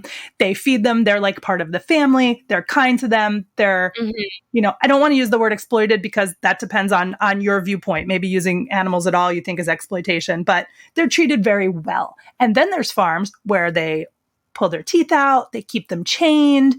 They don't treat them well at all. They keep them almost on the brink of starvation in order to keep working. And this isn't just Thailand, by the way. This happens in Indonesia, in Malaysia, in all of that whole area of Asia where most of the coconuts are grown. So yeah, monkeys are picking most. There's schools. There's literal monkey schools where they take these monkeys from the wild, they send them to these schools to learn how to pick the monkeys, and then they end up going to farms and working on these farms and picking the coconuts. So that's like one of the really crazy things about coconut oil. And then also there's all the deforestation that goes along with it, just like with palm oil. And there is all of the forced labor and cheap labor of the humans that are working there as well. Because, when a large company comes in and decides to start farming coconut, the people around there, they work there or they don't have a choice. So there's there's a whole bunch there that could be unpacked about that as well. So, anything that we're really getting in mass from too far outside of our immediate areas tends to have poor circumstances surrounding it, right? Whether that's beef or coconuts or clothing. Absolutely. Anything we're mass producing, it's not cheap or easy to mass produce anything. So somebody has to suffer to make it cheap and accessible. I mean, I think you just nailed it right there. Mass production is really what the problem is here. I mean, gosh, you can get canned tomatoes that were, harvested using forced labor from China. Like this, doing anything on an epic scale becomes really all about profitability and squeezing out every last cent, which means messed up shit like this happens. You've got enslaved monkeys, enslaved people living under such poor conditions that I would question whether they're free in the first place anyway, And I think that it's unfortunate that we live in this time right now where it can become like paralyzing, overwhelming, excruciatingly painful to realize that so much of the stuff in our lives that we take for granted has these origins, And I think sometimes it's like, okay, I'm going to put on my blinders, I'm going to cover my ears, I'm just going to ignore this and, continue on. But I don't think yes, it's horrible to hear this stuff, to know this stuff, but I think knowing this is the beginning of making it better. So you hear that like maybe coconut oil is harvested under really sketchy, bad, exploitive circumstances. Maybe you start buying local soap. Exactly. You know what I mean? That is made with ingredients that were harvested locally. Like these steps all add up. I think that our desire for as much stuff as possible, as conveniently as possible, has only allowed companies to become even more exploitative. I absolutely agree. I am all about capitalism to a point, but it needs to be conscious capitalism. Yeah. I like capitalism. I like that I can go have my own business and I can decide how to run it, and that there is a venue out there for me to do that. Like that's part of capitalism. And I think that we need to stop making the word capitalism itself be so negative, because it's not. It's how we use it. Right. It's been distorted. Exactly. Much like much like coconut oil has been distorted. Yes, and right.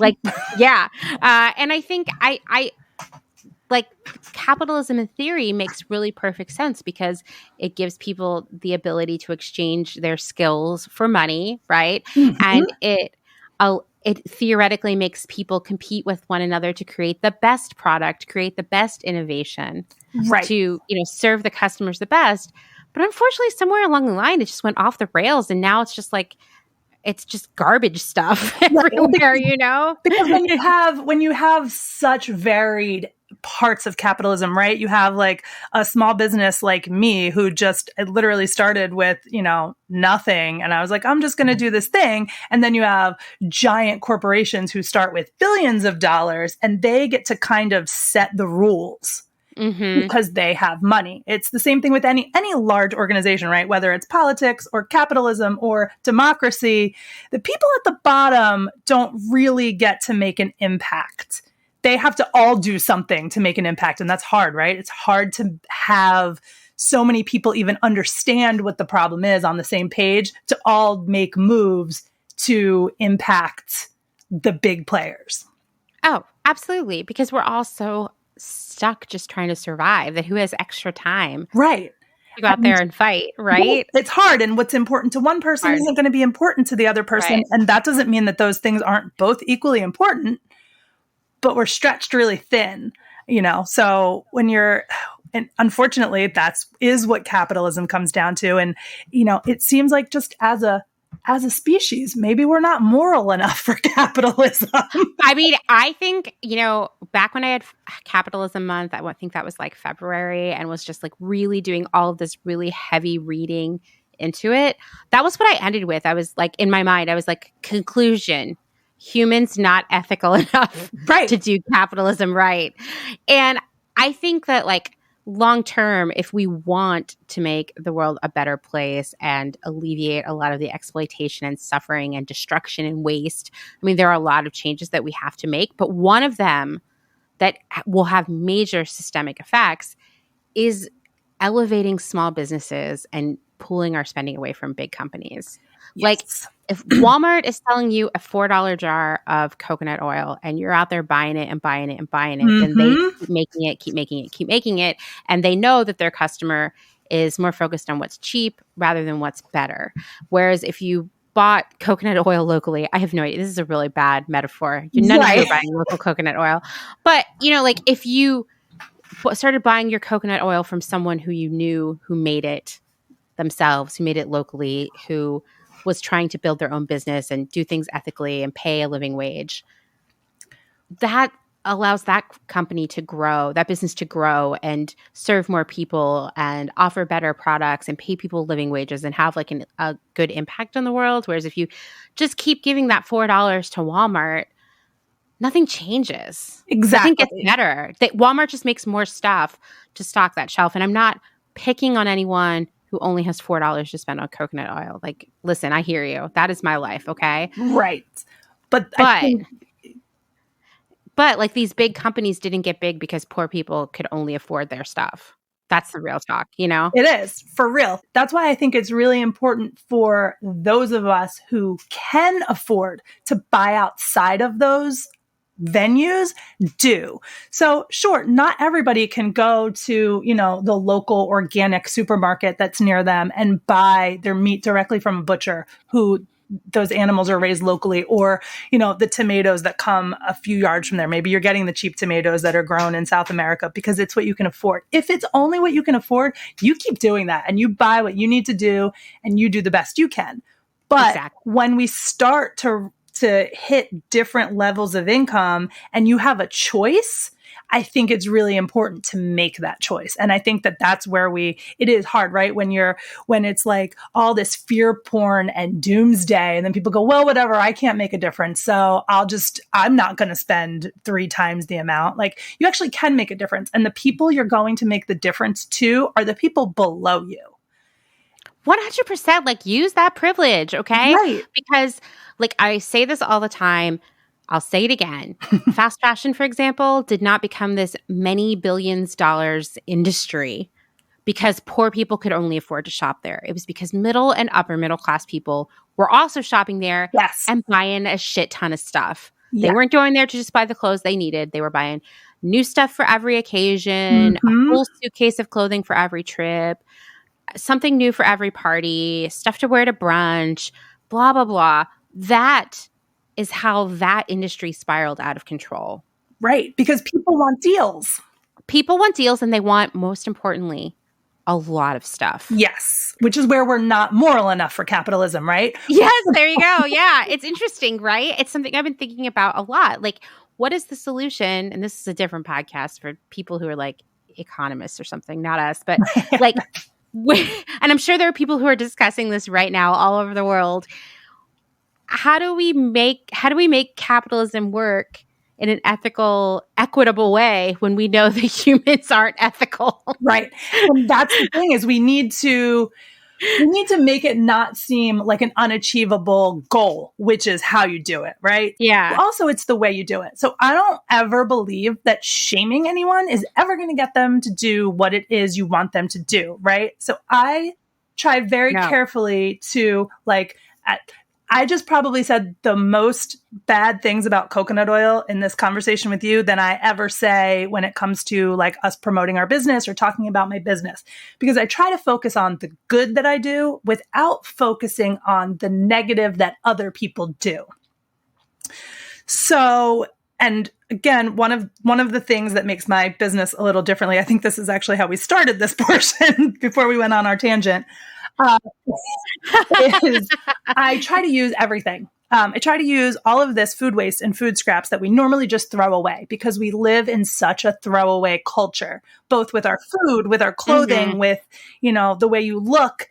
So many things they're one use, they're disposable. And, even thank God I'm old enough and I've been with my boyfriend for long enough that I'm not a part of this culture, but even the dating culture now. Oh God, don't get me started. It's a throwaway culture. Like there's no investment in your choices. So you don't care if they don't work out. So we take a lot of waste products. Like I take citrus peels and tallow and cherry seeds and stems, and we infuse all of our oils with them. So these things started out as a plant that was growing, that was contributing, living its life and contributing to the world and the soil health and adding oxygen to the planet.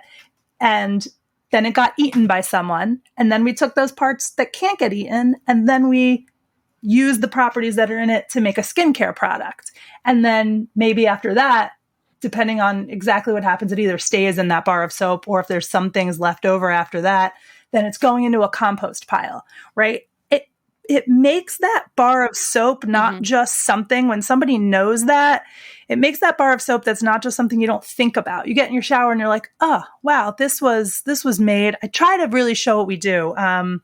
We just got like I've not ever had anything go viral, but one of the closest things we had was a reel I did recently. We got a bunch of orange peels from a local water ice maker who they use all fresh fruit in all their water ice. Got a ton. They scoop out the inside. They have no use for the outside peel. Well, I use blood orange in one of our most popular scents. And what I do is I collect those peels, I dehydrate them, and I chop them up and I run them through a food processor, and they become a powder, which ends up going in to infuse the oils and as kind of like an exfoliating part of the puzzle in the bar of soap, and it also adds color, because all of our colors, I don't use any synthetic color or fragrances. But so people being able to see that, like, oh, I would normally, like, maybe I'm going to have somebody look at the orange that they eat a little differently and maybe be like, oh, you know what, let me not just throw this peel away. Maybe I can do something with it. But they're at least going to have more of a connection. I think it gives a little bit more value to our own lives, like us as people and as individuals, when we have more value in the things around us that we use. I feel like I hear more and more from people that they just like, what's the meaning of life? And they feel like their existence is empty. And I think a lot of it is because of the throwaway culture we have. I love that. I mean, I don't love the throwaway culture, but I think that you are onto something there. I mean, this is a conversation I have had with so many people, especially during the pandemic. Honestly, my birthday was yesterday, and I have been like crying for 24 hours about like, what does my life mean? Oh my God, happy birthday.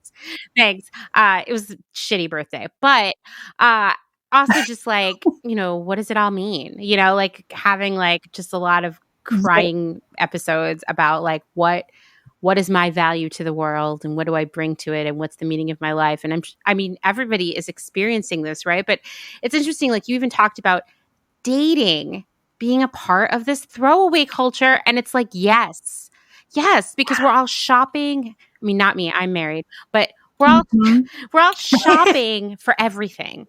And thanks to the internet, right. I mean, don't get me wrong, there are about a million things I love about the internet, but there are also some that I see have changed our behavior. And one is that we have infinite access to infinite everything, right? Right on our phones, in our pocket. And so we're constantly shopping for what's next in terms of clothing and food and places to go and furniture in our houses and people we date. Right. Because we're hardwired for that, right? We're an animal that needs to always look for, where is my food coming from? Where is my mate coming from? Where is my shelter coming from? So that's hardwired biologically in our brain. We're always going to search those things out. And unfortunately, in the day and age we live in now, which isn't that long in human history, our modern world where there's all of these, you know, shopping opportunities is very new.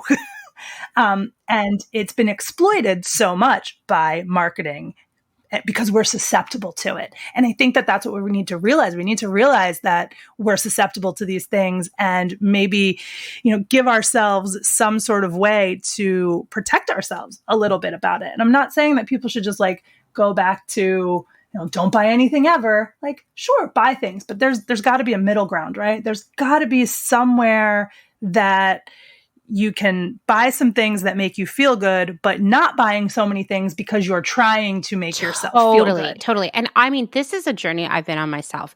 If you want to talk about getting bombarded with marketing and things you should buy, try being a professional buyer, because then you're getting bombarded with like 100 times that. Because I would be like, okay, I'm on social media and I'm seeing it there. And then like I'm getting emails from vendors of line sheets and other things they're trying to make and sell. And they want me to buy for my job, but it makes me desire them as a person too. And then I'm going to meetings where I'm looking at sketches and new product that's coming and I want all of that. And like I'm seeing other stuff that people around me are wearing because work's like a fucking fashion show. And so now I want all of their stuff too. And like it was like just bombarded with stuff all the time. And then wait a minute. Oh yeah. I don't need all that stuff, you know? Right. But we're hardwired to want it, right? It's because never in the history of humanity has there been the abundance that we have now. And I think that another thing that we need to realize about this is we do, like so many people, right? You just see it everywhere. And I feel like no matter who you are, you have at least one friend, probably more, but at least one friend who just, they feel empty. They feel there's all this depression. And I think it's because we have too much. because none of those things mean anything to us. So there's not value in those small little parts of our everyday lives. Even just 100 years ago, not even 100 years ago, when my grandmother was a child, they made their own clothes. And it wasn't because it was cool. It was because there wasn't a place. They were poor and lived in the hills of North Carolina. There wasn't somewhere to go buy them. Like, you didn't have the option. Even if you had the money, you had to make them. And you had maybe one or two outfits. So those things you paid attention to them more, right? Because they are what you had and they meant something. They protected you, right? Same thing with food. A lot of people grew their own food. And I think that you're seeing this a lot more through the pandemic. A lot of people started gardens, and it's giving them a different relationship with food. And I think that it's important to have a relationship with the things we use in our lives. And that's not even to say you can't buy things. You can, sure. But what's your relationship with that thing? Buying things just to buy them, I think, is bad. But buying them because, I don't know, maybe you met the seamstress who made that new dress and she had an impact on you and you think her work is beautiful. And now every time you wear that, you're going to think of that person, right? So it gives you a tangible reality connection with the creation of this thing that you have. I don't think we're ever going to get over having things. I think we're always going to want that. I mean, yeah, we're hunter-gatherers, right? That's how we're wired. I was thinking, exactly. When you were talking earlier, I was thinking about when I first moved to LA, I had a roommate who had 2 small children, and we actually were living quite a dream. We rented a house on the top of a hill in Highland Park, and we had chickens and we had a garden, which is kind of like a wild life to have in LA. And I remember one of the kids, he was 5, asking his mom, like, why are the chickens always eating? Why are they always thinking about eating? And she's like, that's how most animals are, except for humans. They're always just thinking about eating because that's how they stay alive. That's their primary focus. And she didn't get into reproduction, obviously, a young audience here.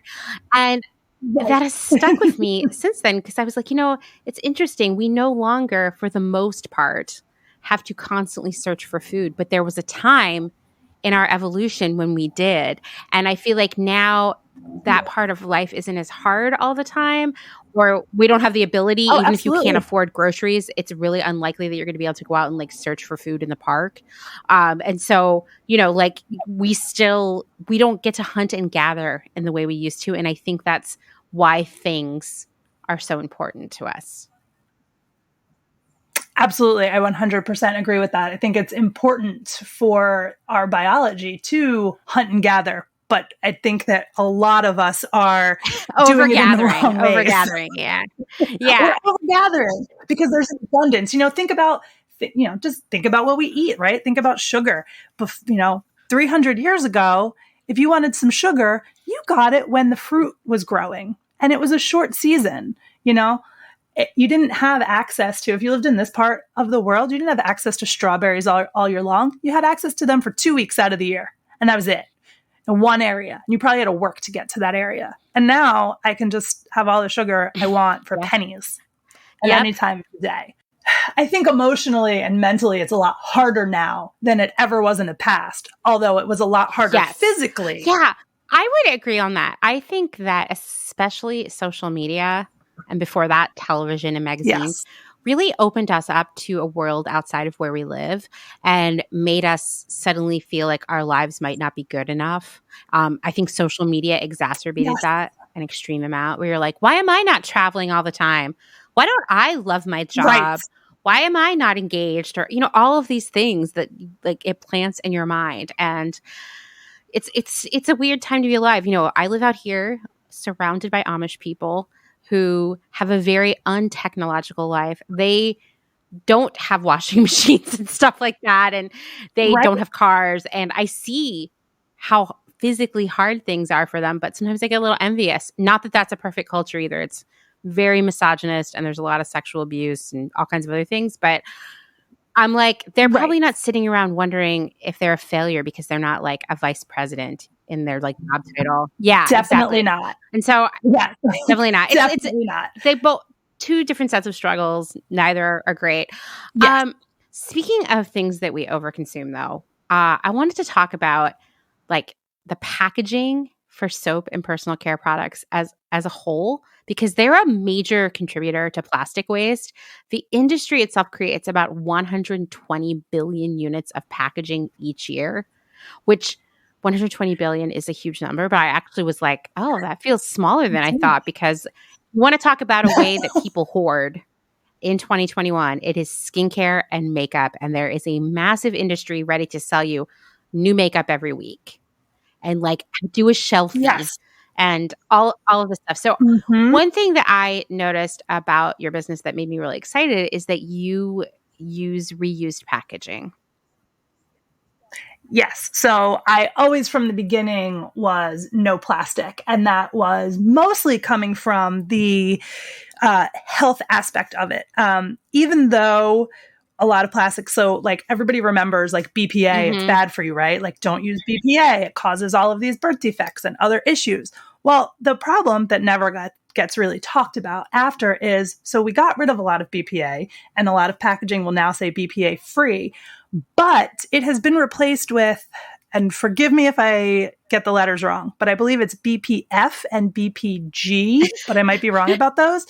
So they're similar plastics that weren't tested at all, but were created to replace BPA. And it seems like they may actually be worse than the BPA. There's always a catch. Right. But there's always a catch. And, we don't, because that knowledge and information doesn't get readily out to people, you have some scientists who are working on it, but unless you're reading scientific papers about this specific issue, you're not going to hear about it.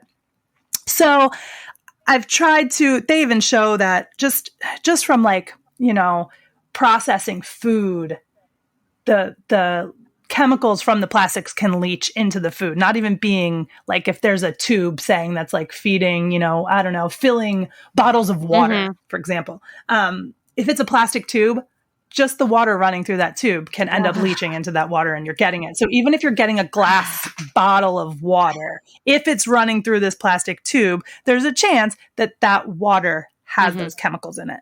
So I've always been very against using any plastic packaging in anything I do. And then the environmental impact, again, is a huge one as well. What are we doing with all of this plastic? Because it's nobody's holding on to like a plastic package and reusing it because it's made so specifically for that product that it's hard oftentimes to even reuse that. And we also know that most cities are really, really terrible at actually recycling anything. It's, part of it is people throw the wrong things into their recycling right away. Part of it is that the cities just don't have the money. Part of it is that some of the cities don't care. But even before we get to the recycling part of it, just the manufacturing. I know. Seriously. Plastic. I think that's the thing is like, I always talk about the delusion of recycling that we think like, but like basically, and I think we can all admit to have at least at some point in our lives thought, subconsciously or otherwise, that when you put that container into the recycling bin, it cancels out the use of that container. That like it never happened, right? Like absolutely, it's a net zero situation there, but it's not because there was energy and materials used to make that container, and especially if it's plastic, the odds of it being recycled are so low. But if it is recycled, there's more energy and more materials being used to make that back into something else. It's when you figure that out, it's a bummer, right? It is because you're can't win. Shit, yeah. Like, how did this? No, you're like, I thought I was doing good, and this already caused so much damage before it even got to me. I know. Before it got into my house, it caused damage, and now I'm going to cause more damage by pushing it along into the world. Yeah, it's quite it's terrible. I mean, I think that when we talk about like overconsumption, we think a lot about, the actual item that we bought. Like, and especially if we talk about like skincare or makeup, we think about the contents, but we don't think about the overconsumption of packaging. And like, if you want to talk about an industry that goes super hard, that prioritizes packaging almost over anything else, that is personal care and beauty products. Like I have done so much research into just like how, and if you talk to anybody who works in this industry, if you buy, for example, an eyeshadow palette, the most expensive thing about that eyeshadow palette is the palette, not the contents. And I think we don't think about the consumption of the packaging. Right. And so many cosmetics and soaps and other things in that vein are, you can just decide like you want a cosmetic line, and there's giant companies who will, you just decide on the packaging. They don't make the same product. They just put it in different packaging. Yeah. Like packaging is so much more what sells anything in the cosmetic industry than the actual product on the inside. It's packaging and then marketing. But like if your package is sitting on a shelf and it's not eye-catching, nobody's going to pick it up for the first time. Now, if it's good, they may rebuy it. But that first purchase is almost every time based on what it looks like. Yeah. We do judge a book by its cover. Totally. Where do you get your packaging? Our soap itself just gets wrapped in paper. So it's compostable, backyard compostable, recyclable if you want. Compostable's always better. Or, throw it in your fire pit. Doesn't need to go in your trash. It doesn't need to go on a car ride, Right. Like, just keep it. Do something with it. Bury it in your backyard with paper. And if it were up to me, I honestly wouldn't even package it. But there are certain rules that cover cosmetics. I need to have ingredients listed. I need to have certain things on there legally. So I need to have some sort of label on it. Which I get. That makes sense. Like nobody's mad about that. What about I recently bought from you a candle, which is like my favorite candle ever. I don't usually go for food candles, but it's the coffee and donuts one. Oh, nice. It creates a really nice ambiance in my office. So that came in a glass jar. Where do you get all your glassware? So all of our glass is previously used glass that was once headed for the trash.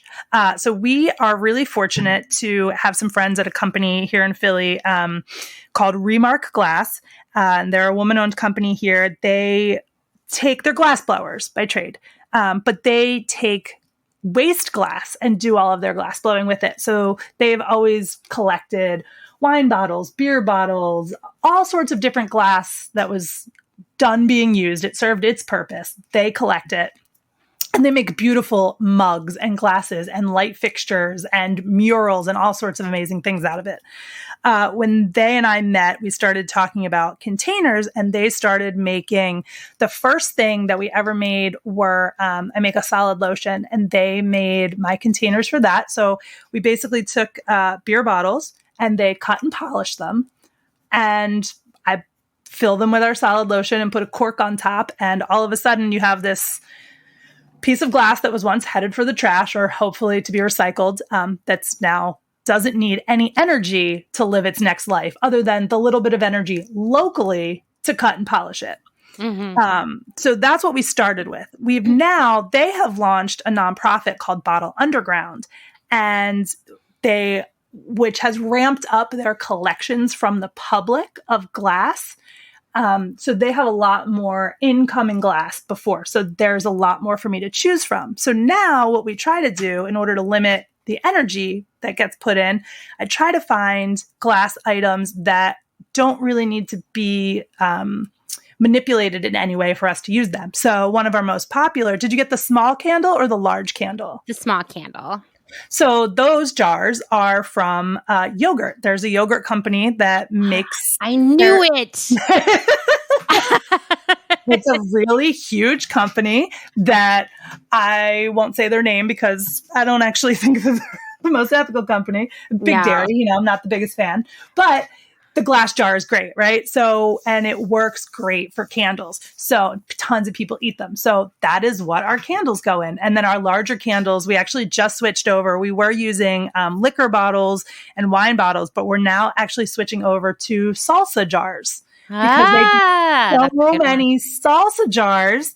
So that is going forward what all of our larger size candles will come in. And most people don't realize just looking at them that it's a salsa jar because it doesn't have a label on it, right? You don't know that that's a yogurt jar because the label's off of it. No, I totally didn't know that at all until I know the yogurt that it is. And I don't buy. I'm a major hippie. Just so everyone knows, I actually make my own yogurt. Nice. So I don't buy prepackaged yogurt, but I was at the grocery store last week and I walked by a display of that yogurt and I was like, why? Wait, what? I love it. And I will actually give credit to them in that they, if you follow them on Instagram, they do like really push for the reuse of their jars. And like part of that's marketing, sure, but like, I don't care. I'll take it. Like they're putting that idea into people's heads. So I love it. Like they will like post pictures of like things that different people do with their jars. Like they made a little vase out of it or they put a candle in it or whatever. Yeah. That they actually, if you were like wanting to try to pour your own candles at home, this is like that's a great idea. Or, you know, like if you wanted to make your own yogurt and put it into little individual containers, that seems really extra. Ours is like in a big, humongous mason jar in the refrigerator. But, right, but if you left the house ever, this is a good way to take it with you. Exactly. Yeah, so they're great jars. So that's now what all of our glass is 100% from. So the other thing with glass that a lot of people don't talk about is the carbon footprint of getting glass shipped. So there are not a lot of factories in the world that actually make and manufacture glass. And most of them are overseas and many of them are in China. I don't know if you remember last year, if anybody remembers that all of a sudden, because everybody was canning, you couldn't get ball canning jars. I know because I got swindled on the internet over ball jars. Okay. They were sold out everywhere and we use a lot of jars in this house, you know, like, cause I make a lot of our own stuff. Like I make my own pickles and pickled onions and yogurt, all these things. Right. And, we needed some more because we'd lost a few and I went online to order them. They were sold out everywhere. I find a website it was seriously called like ballcanningjars.com which should have sketched me out immediately. Like but I was like, this is on the up and up. It looks just like it. I ordered some the next day, literally the next day, listening to NPR, and they're talking about how people are scamming people on the internet with ball jars. And I'm like, well, that would never happen to me. And then I was like, shit. And I went into my email and looked at I paid with PayPal for this transaction. And I looked at the pay to email address and it was the classic scammy, just a series of different random consonants. Anyway, 2 months later, we get a package. I already like filed a ticket with PayPal. I was like, I want my money back. I got scammed. The package arrives. I had ordered 2 cases of jars. I got 2 jars for $40, guys. Oh my God. Not ball jars. Right. So pissed. Off brand. Anyway, I will tell you out here in Amish country where everybody is canning like crazy, there are other brands of jars. Yes. That are pretty decent. But even out here at like the Amish department store, it's called Goods, good place to get jars. They limit the number of jars you can buy because they're still like in demand. So when I used to own my bakery, we did our cupcakes in jars. We did cupcake jars and I did a 4-ounce jar, like the little baby ones, and then an 8-ounce jar, which is like the regular size jelly jar. So I found out a couple years in, I was having a really hard time getting the 4-ounce jars, like right before the holidays, which were our busiest times. And also out by you in Lancaster County is Fillmore Jar, who I don't know if you're familiar with them, but they're like a warehouse wholesaler and they're awesome. But you can, like the public can order from them too. So if you're ever looking for jars, shout out to Fillmore Jars. I'm bookmarking it right now because this is awesome. When you need a jar. You need a jar. Yeah.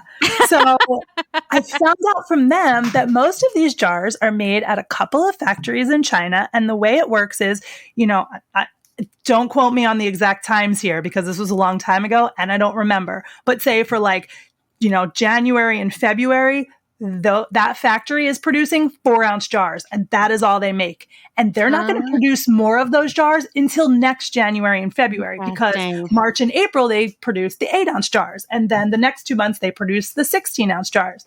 And then those jars all get shipped over to America on, you know, boats and shipping containers. And once they're here, that's it until the next year. So the more people start a demand for this, a lot of times that demand can't be replenished until the following year because they're not constantly being made.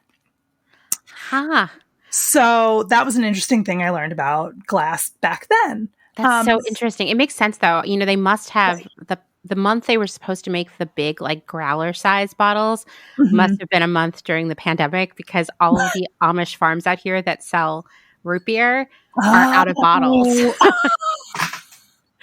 Well, and also so many more people were starting small businesses using things like this. Yeah. So the demand went up too. Yeah. Yeah. But the other thing about glass that often gets overlooked, because everybody wants to demonize plastic, which I do think plastic is bad, but it doesn't make glass the savior that a lot of people like to act that it is, because we're shipping heavy ass glass thousands and thousands of miles, which has a carbon footprint of its own. And we can't neglect to look at that. Glass is not always the more eco-friendly option.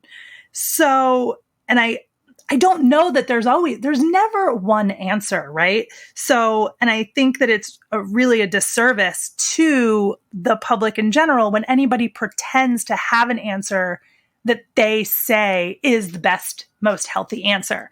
So now I'm really fortunate because all of my glass comes from less than 5 miles from where I am, collected from the city that I'm in. But if I were buying all of the glass that I use and having it shipped here, that's a different story. That changes my entire carbon footprint, and that changes my contribution to buying, new things, even though they can be, glass can be infinitely recycled, even not in its form, but it can be melted down and used forever. It never loses. Like, paper, you can only recycle so many times. Glass is infinite. But so glass isn't always the best choice, especially, people who are not using recycled glass, or, are in a place where maybe it's harder to get that shipped to them. Sometimes it might be better for them to use something else.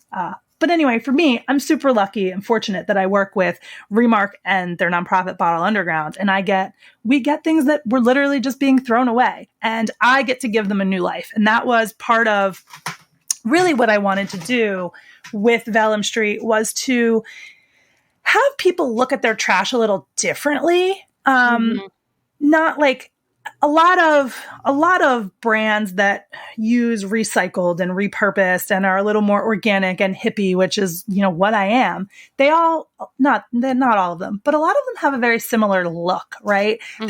They're craft paper and brown and white, and there's not a lot of color. And I didn't want to, that is great for a certain type of person, but some people want to go buy a pink candle. That's what they want. And they're not looking for the eco-friendly option, right? So they're never going to buy the eco-friendly option if one doesn't exist.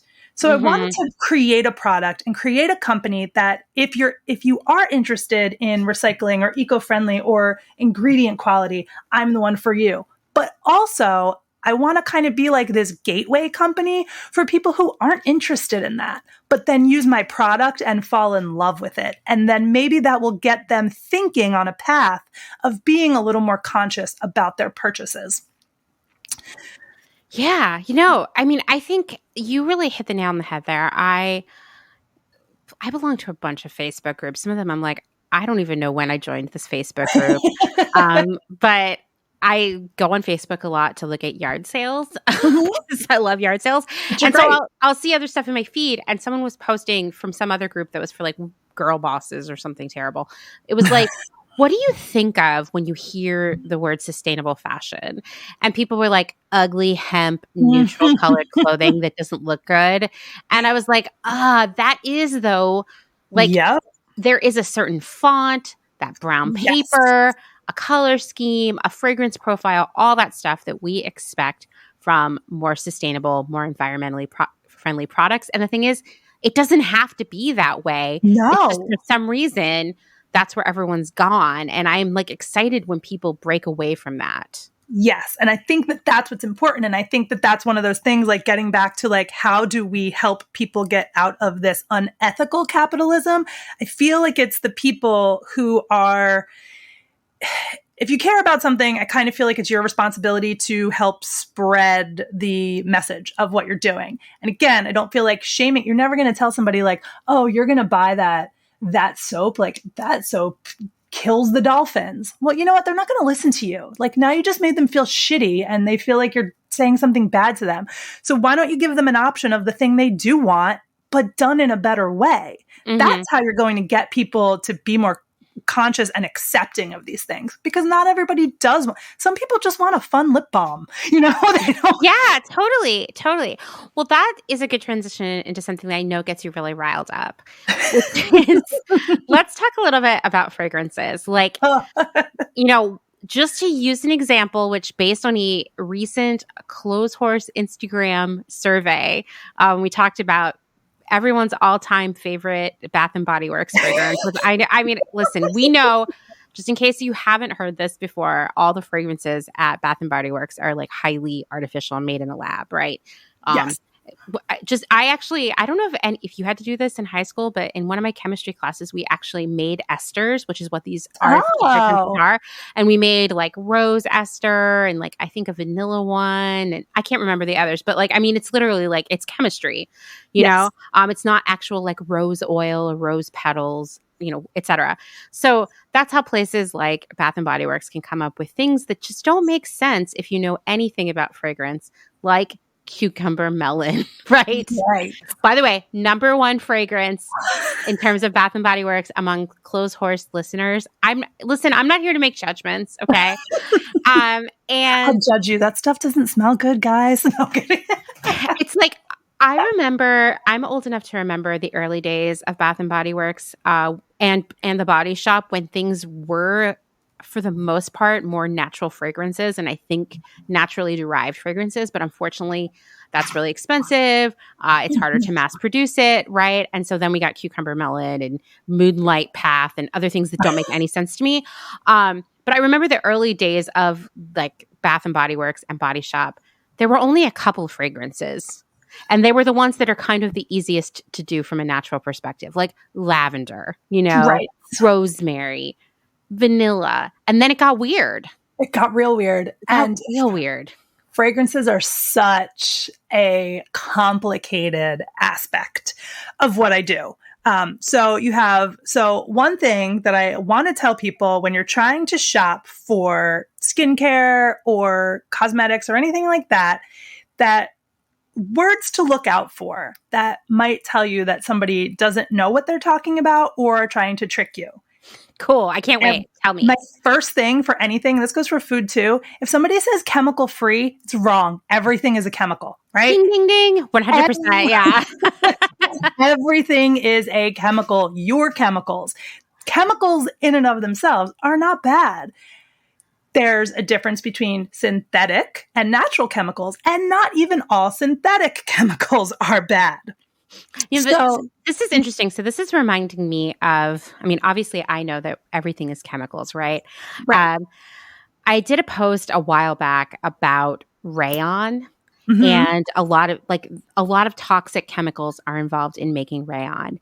And some dude showed up. I don't know if he's like #1 rayon fan or what. But he's like not a part of our regular community. I cannot figure out where he came from. And he tried to mansplain to me on Instagram about how I shouldn't fear monger about chemicals because even water is a chemical. He's like, yeah, dihydrogen oxide. That's got you really frightened, right? That's water. And I was just like, oh my God, I don't think you know who you're talking to right now. Yes, there's a difference between toxic chemicals, which do come from much of textile production. Yes. And other chemicals. There's some benign chemicals, there's some good chemicals, there's some toxic ones, and there's different levels of toxicity in the toxic ones and even in the non-toxic ones, right? Yeah, Too much of something good can be a bad thing. And not a lot of something that is considered toxic might not be toxic in lower levels. So there's so much nuance in that world, and it's so varied. And, you know, even scientists don't agree on a lot of these things. You look at, especially cosmetic scientists and formulators, and you have ones like sunscreen's a good example, where some are telling you regular sunscreens are, you know, toxic and they're bad for your skin and they're causing cancer. And then you should only use zinc. And then there's other cosmetic formulators and chemists who will show you all the science showing that that's not true. And it's hard. Science is a really, really tough place because the science is always right. Science is never wrong, but the way that humans interpret science is often wrong. Right. And to be fair, a lot of the stuff that we take for granted in day-to-day life, whether it's sunscreen or plastic packaging or artificial fragrance in soap, haven't been around long enough for science to really have fully investigated the impacts of them. I mean, Exactly. that like plastic is a major example where they're like, we don't actually know how long it takes to break down plastic because plastic hasn't been around long enough. It's only been around like what, 60, 70 years. So we know it doesn't break down in 70 years. We've seen that. Based on our tests, it's anywhere from a couple hundred years to a couple thousand years. And that is a large span. You know what I mean? Yeah, it totally is. And it's still just a guess. It's just a guess. It's all a guess. And the same thing with sunscreen and whatever else. But, you can anecdotally use something that has a lot of artificial fragrance or coloring in it and see the impact on your body. Like that is one thing. Like if you use something and it gives you a rash, you need to get that out of your life right away. Or it gives you a headache. I used to think that I hated candles and fragrances, and it's what I've never been I've never been a girly girl at all. I never really loved makeup. I went through a couple years in my early 20s where I definitely like wore makeup, and looking back at it, I realized it was the only time in my life that I actually ever felt subconscious about the way I looked. And it's because I feel like I look like a clown with makeup on. I don't like it. But I was like in my early 20s, and I definitely was like going out to bars and like partying, and that's what everybody did. And I was like, I thought I was just supposed to wear makeup, and it took me a little while to like, and I'm glad I realized it soon enough, but I was like, this just isn't me. Like I feel prettier without any of this stuff on. Like the smells would I never wore perfume. I never liked it. Yeah. And I came to realize later, it's not that I didn't like smells. It's that I didn't like many of these synthetic things because they would give me headaches. And maybe I have a super sensitive sense of smell, which I think is what led me to be a good cook and chef when I was. So I'm sensitive to a lot of it. Not everybody is as sensitive. And I also do have an underlying autoimmune condition, which probably makes me more sensitive to it. But once I started getting involved with more natural fragrances, natural is another one of those words that, surprise, doesn't mean anything. Means nothing. We're all natural. Yeah. Right. Yeah. It literally doesn't mean anything. Yeah. So that's another tough word. It's hard to not say it, but it really doesn't mean anything. Yeah. Yeah. So I try very hard to use synthetic or plant-derived. And even plant-derived could be, depending on what you do to that plant, it could have absolutely no relation to the origin of that plant once it gets through all the chemical processes of, steps to get it to where it needs to be to make that smell you want. Oh, and totally. And like also plant-derived can be bad. Like cyanide is plant-derived, so it's not always like a good thing to be plant-derived, but this is interesting because these are, when I think about greenwashing in the beauty, cosmetic, personal care industry, you're hitting on all the ones: natural, chemical-free, plant-derived. Plant-derived. Soy is a huge one because soy. So the thing with soy in candles, especially, you see it a lot in candles, and people like to talk about how eco-friendly that soy in candles is, or skincare. And the problem with soy is that the plant soy, in order to get to a wax form, it's not easy. It's not like you take beeswax from a beehive and it's beeswax and you use it, or tallow where you literally just heat it up and melt it and can use it. Soy needs to be treated, and most of the time that's with hexane, which is a chemical, and it doesn't need to be included because it's not an ingredient. It's a processing step. So a lot of times with things that are plant, like, sure, the plant itself isn't bad. And because the general public doesn't understand the processing steps to get these things from the field into your product, that's lost on them, and people don't know. And I'm all about, like, part of me is like, almost like, I don't care. Everybody can do what you want, but nothing should be hidden. Like, I don't let people decide for themselves. And so when companies don't put that out there, like treated with hexane, so that someone buying that product can decide, I'm okay with this or I'm not okay with that. That's what bothers me. There's a big argument with GMO food, right? Like, should we have it? Should we not have it? I don't know, have it. But let it be labeled so people can make that choice for themselves. Totally. That's, exactly. Yeah. And so if you love a cucumber melon, that's fine. Right. But I think it is important to realize that cucumber melon contains neither cucumber nor melon. Yes, you should know what it is. Look, I love Skittles. I try and eat really well. I love Skittles and like sour candy like that. Mm-hmm. But I know it's not real food. And there's no fruit in it. No, and I'm never going to pretend it's real food. And I'm never going to try and convince somebody else it's real food. And I'm never going to think it's healthy. So when it's a choice that I make, I'm making it knowing I'm like doing something terrible to my body. And I acknowledge that. Like, this is awful for me. And I'm making the choice that I want to enjoy it anyway. Yeah. That's fine. That's right. That's the nice part about living in the world we live in. We're allowed to make those terrible choices for ourselves. But yeah, so cucumber melon and a lot of those things are chemically created. And there's a lot of negative toxic chemicals that it seems like can lead to cancer. You have a lot of phthalates and things like that seem to be endocrine disruptors. Again, there's a lot of science on this topic, and even the scientists can't agree on it. So I'm not going to pretend that I definitively know. Mm-hmm. But what I do know is that that's just not a risk. I don't need that in my life, and it doesn't do anything for me in a positive way. So I'm going to choose to exclude it. I would rather eat my bag of Skittles that maybe are terrible for me than put something that smells like cucumber melon on me. But you might be different, right? You might be like, I only eat organic lettuce, but I like to smell like cucumber, melon. Totally. We all have to make our own choices. But I'm sure people ask you, when is the cucumber melon soap coming out? All the time. We get so I actually was doing I was talking to a gin manufacturer years ago, one of the biggest gin manufacturers out there, and cucumber is their big thing. And they wanted to do like a giveaway to all of their bar partners, like for a holiday, for like Christmas season one year, where they gave all of them either like a mini soap or a hand balm.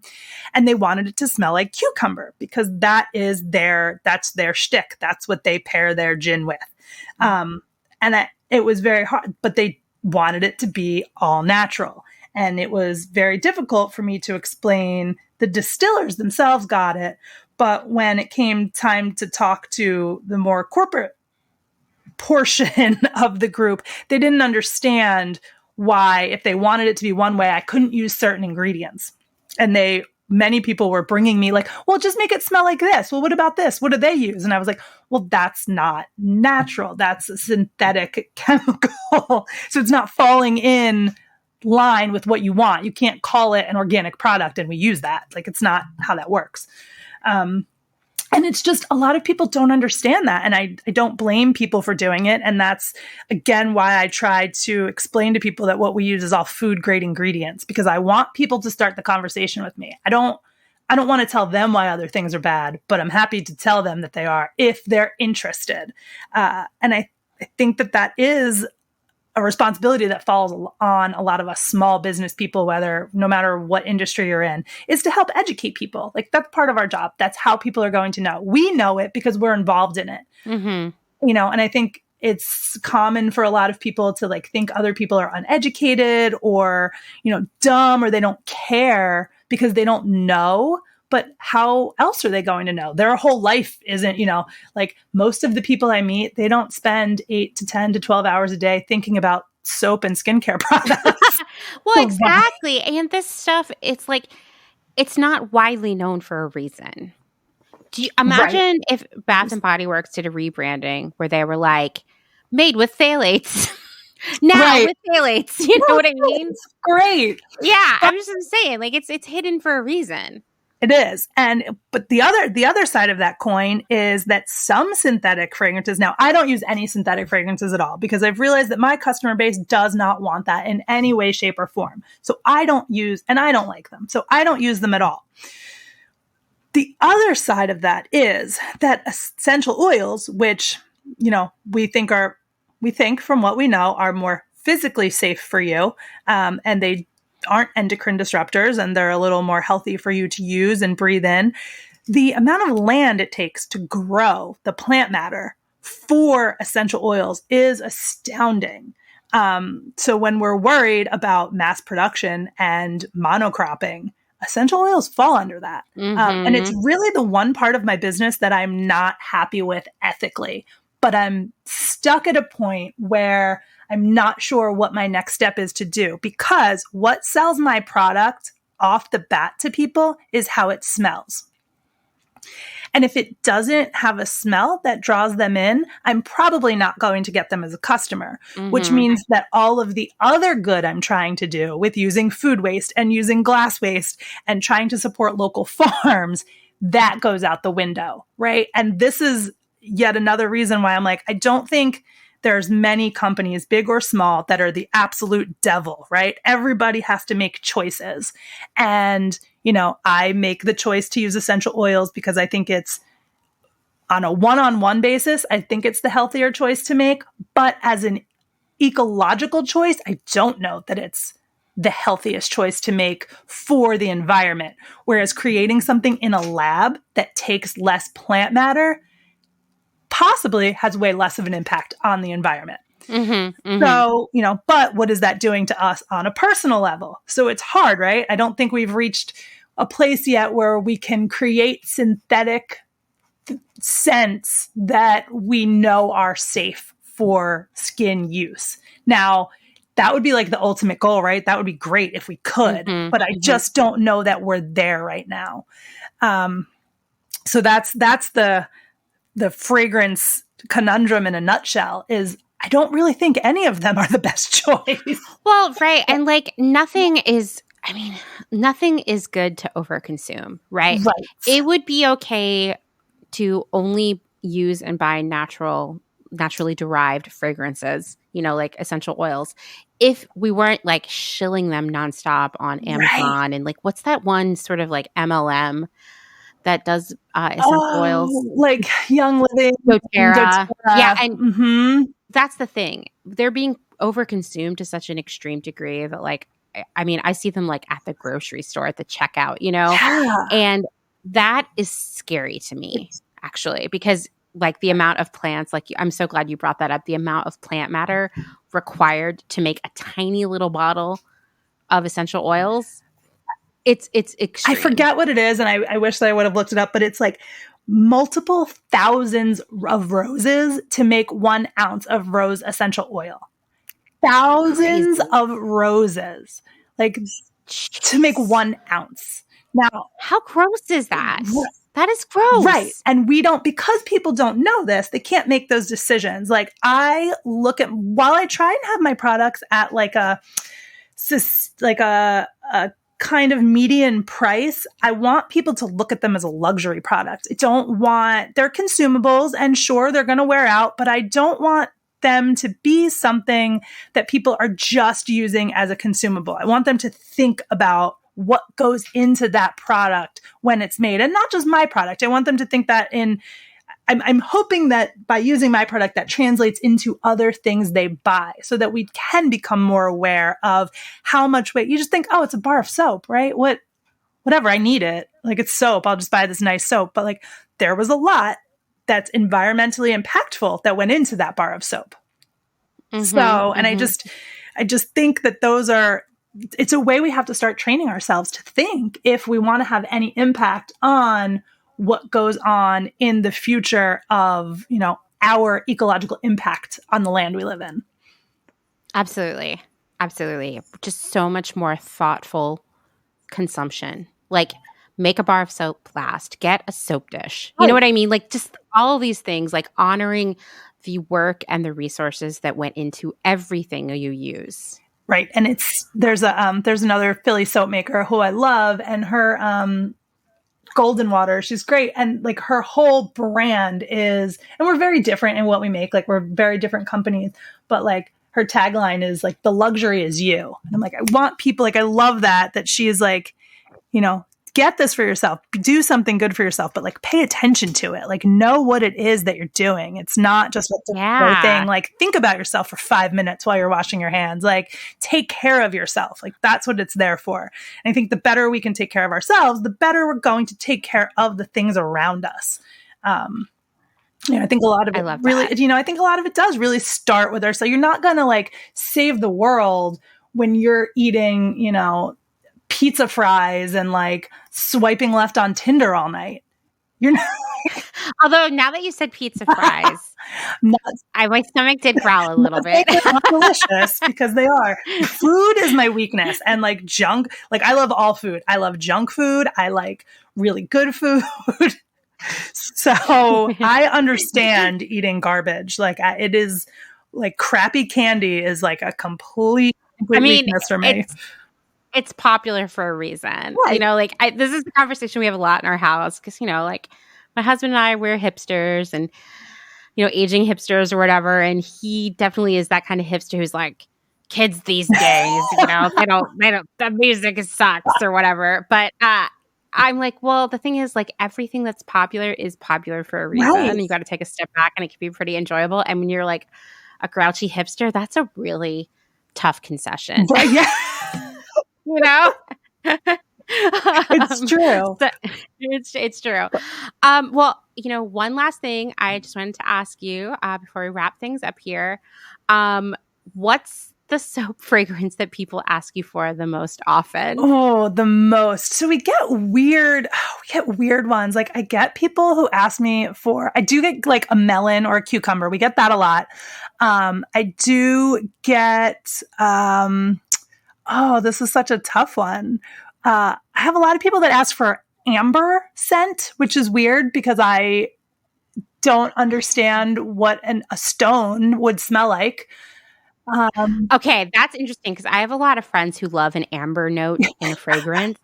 And I too have always been confused by that, but it is like a fragrance that people know. Yes. Which it's obviously synthetic, right? Because you can soak a piece of amber, the rock, in like water or oil as long as you want, and nothing's going to change. Nothing's coming out of it. And it's such a weird one. It is. And I feel like somebody, one of these large companies made it up at some point. And like now, if you look it up and you read it, like people will be like, "Oh, amber is a blend of these oils," but that's a very new thing. Like before, it was a synthetic created thing.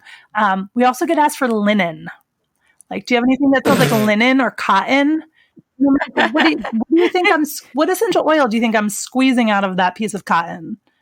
Oh my gosh, that is so funny. But that's another one that's really mass produced. And my mind immediately went to like, oh, you want like BO or something? And let me think of how like my cat Brenda, if I ever leave any laundry on the ground and it's like a shirt or a dress, she will rub her face in the armpits of that garment for like hours, just ecstatically. So she would like a soap that smells like my armpits, apparently, which might be linen. I don't know. There's a reason that animals like to smell. Like we've gotten and again, I'm a soap maker. This is what I do. It's how I make my money. It's how I eat and live and keep a roof over my head. But we have sterilized so much of our world that people are afraid of what natural smells are and like their own natural smells. Like there's a reason that animals like your cat Brenda loves to rub on your clothes because it smells like you. She knows you and there's nothing wrong with that smell. Like there could be something wrong with it if there's something wrong with you internally, right? So we cover up a lot of these smells with all of these synthetic chemicals. And then we can't even tell that there's a reason we can smell things. And part of that is to know what to eat and where to go, but also it can tell us things about our own body. So when we don't have access to how we smell ourselves or how our partner smells or the people around us, we're putting ourselves at a disadvantage because we're covering it up. So we're not getting those cues, those biological cues that we're built to understand and know, that maybe we can get an early warning sign that something's not right. Maybe you're getting sick. Maybe you need to change your diet. Maybe you need to rest a little bit. Like you do notice, like I don't use deodorant and I don't shower every day. One, I think it's a huge waste of water. And I think it's really unhealthy for your skin.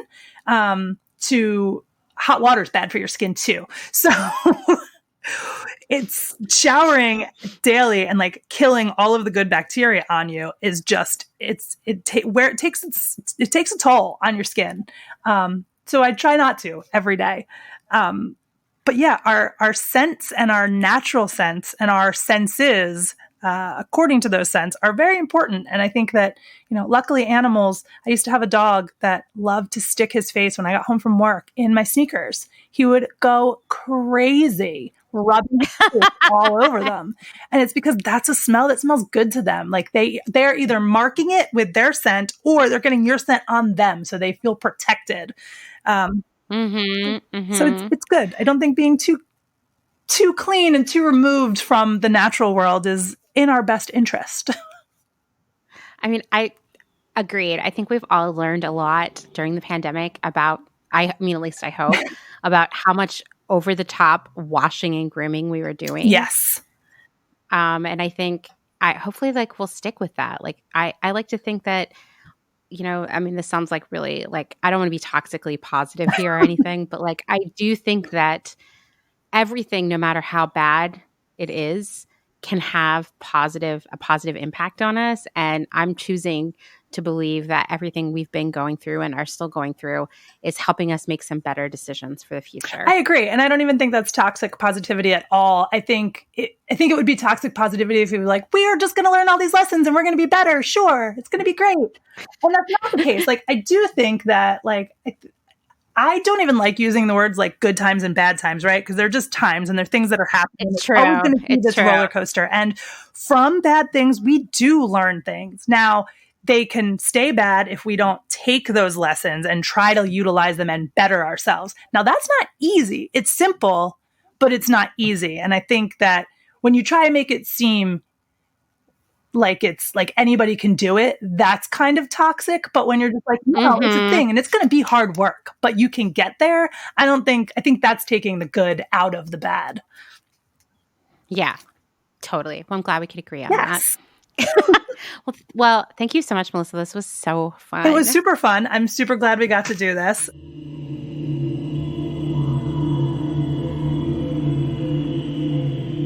Thank you again to Melissa for stopping by to share her expertise with us today. I learned so much from her. It set me off on a reading frenzy.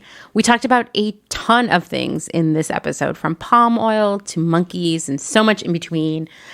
Don't worry, I've gone out, I've read even more about this, and I'm going to include a ton of links in this week's show notes so that you can read more if you're interested. By the way, you can find these show notes wherever you listen to Clotheshorse, but I did learn this week that Google Play doesn't transfer the links over from my podcast hosting service, because here's some how podcasting works insider info for you. I don't actually go and upload the episode and the show notes to all the different streaming services, like Apple and Spotify and Google Play and Stitcher. Instead, I actually have to pay a hosting service every month that hosts an RSS feed of my podcast and the notes, and it just pushes into those different service providers. So I don't have any control over how they present it on their end. And apparently Google Play is not transferring over those links, which is super annoying. So if you run into that issue or you're having trouble getting to all the notes on the streaming platform that you use, I recommend going to clothehorsepodcast.com/episodes. Click into this episode. Once again, this is episode 96, and there you'll find the full show notes with links to all of this additional reading. Every time I release an episode, I go right to Squarespace and put all of that stuff, including an embedded player, so you can also listen to the podcast episode there if you prefer. You can find Melissa on Instagram at Vellum St Soap Company, and that's street abbreviated as ST, like if you were addressing an envelope, although I, for some reason, write it all out. I don't think you're supposed to do that. I think the post office prefers the abbreviations, by the way. You can also find her full product line and shop from her, find out where else she sells at vellumstreetsoapcompany.com. Once again, street is abbreviated. If you need some soap or a candle or anything else like that, please support her. I am obsessed with her products, her obsession with saving packaging and eliminating food waste and all of these things. It's such a great business to support. So please go check out Melissa at Vellum St Soap Company. All right, I do want to take a few minutes here to talk about essential oils. As Melissa mentioned, making even a small amount of essential oils requires a ton of resources. For example, in order to produce a single pound of essential oil, just enormous, being an understatement, amounts of plants are required, like 10,000 pounds of rose petals, 250 pounds of lavender, 6,000 pounds of Melissa plant, 1,500 pounds of lemon peels. The amount of plant material required varies from oil type to oil type, and some of these plants make more oils than others. Also, environmental factors like weather can decrease or increase a plant's oil production. Many of these plants are grown on large corporate farms that specifically grow these items for making essential oils, which when you think about it, that uses a lot of resources like water and land and fertilizer and who knows what else. When real talk, they could be growing food. Wild harvesting is another option. People literally going out and harvesting these plants in the wild. The target there is that no more than 10% of a plant's population should be harvested in 1 year. And that maintains the population of these plants. But unfortunately, it's hard to track and enforce that. And as a result, a lot of the plants required to make some of the most sought after oils, they're threatened.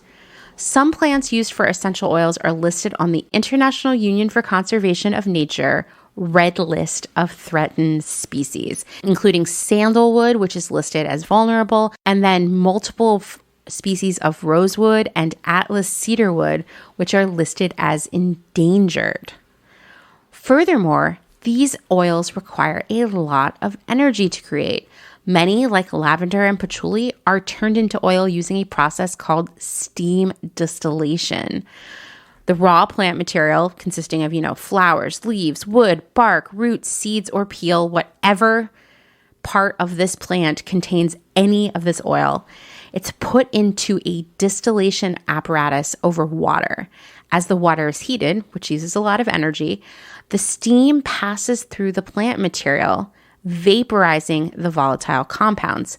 The vapors, they flow through a coil where they condense back to liquid.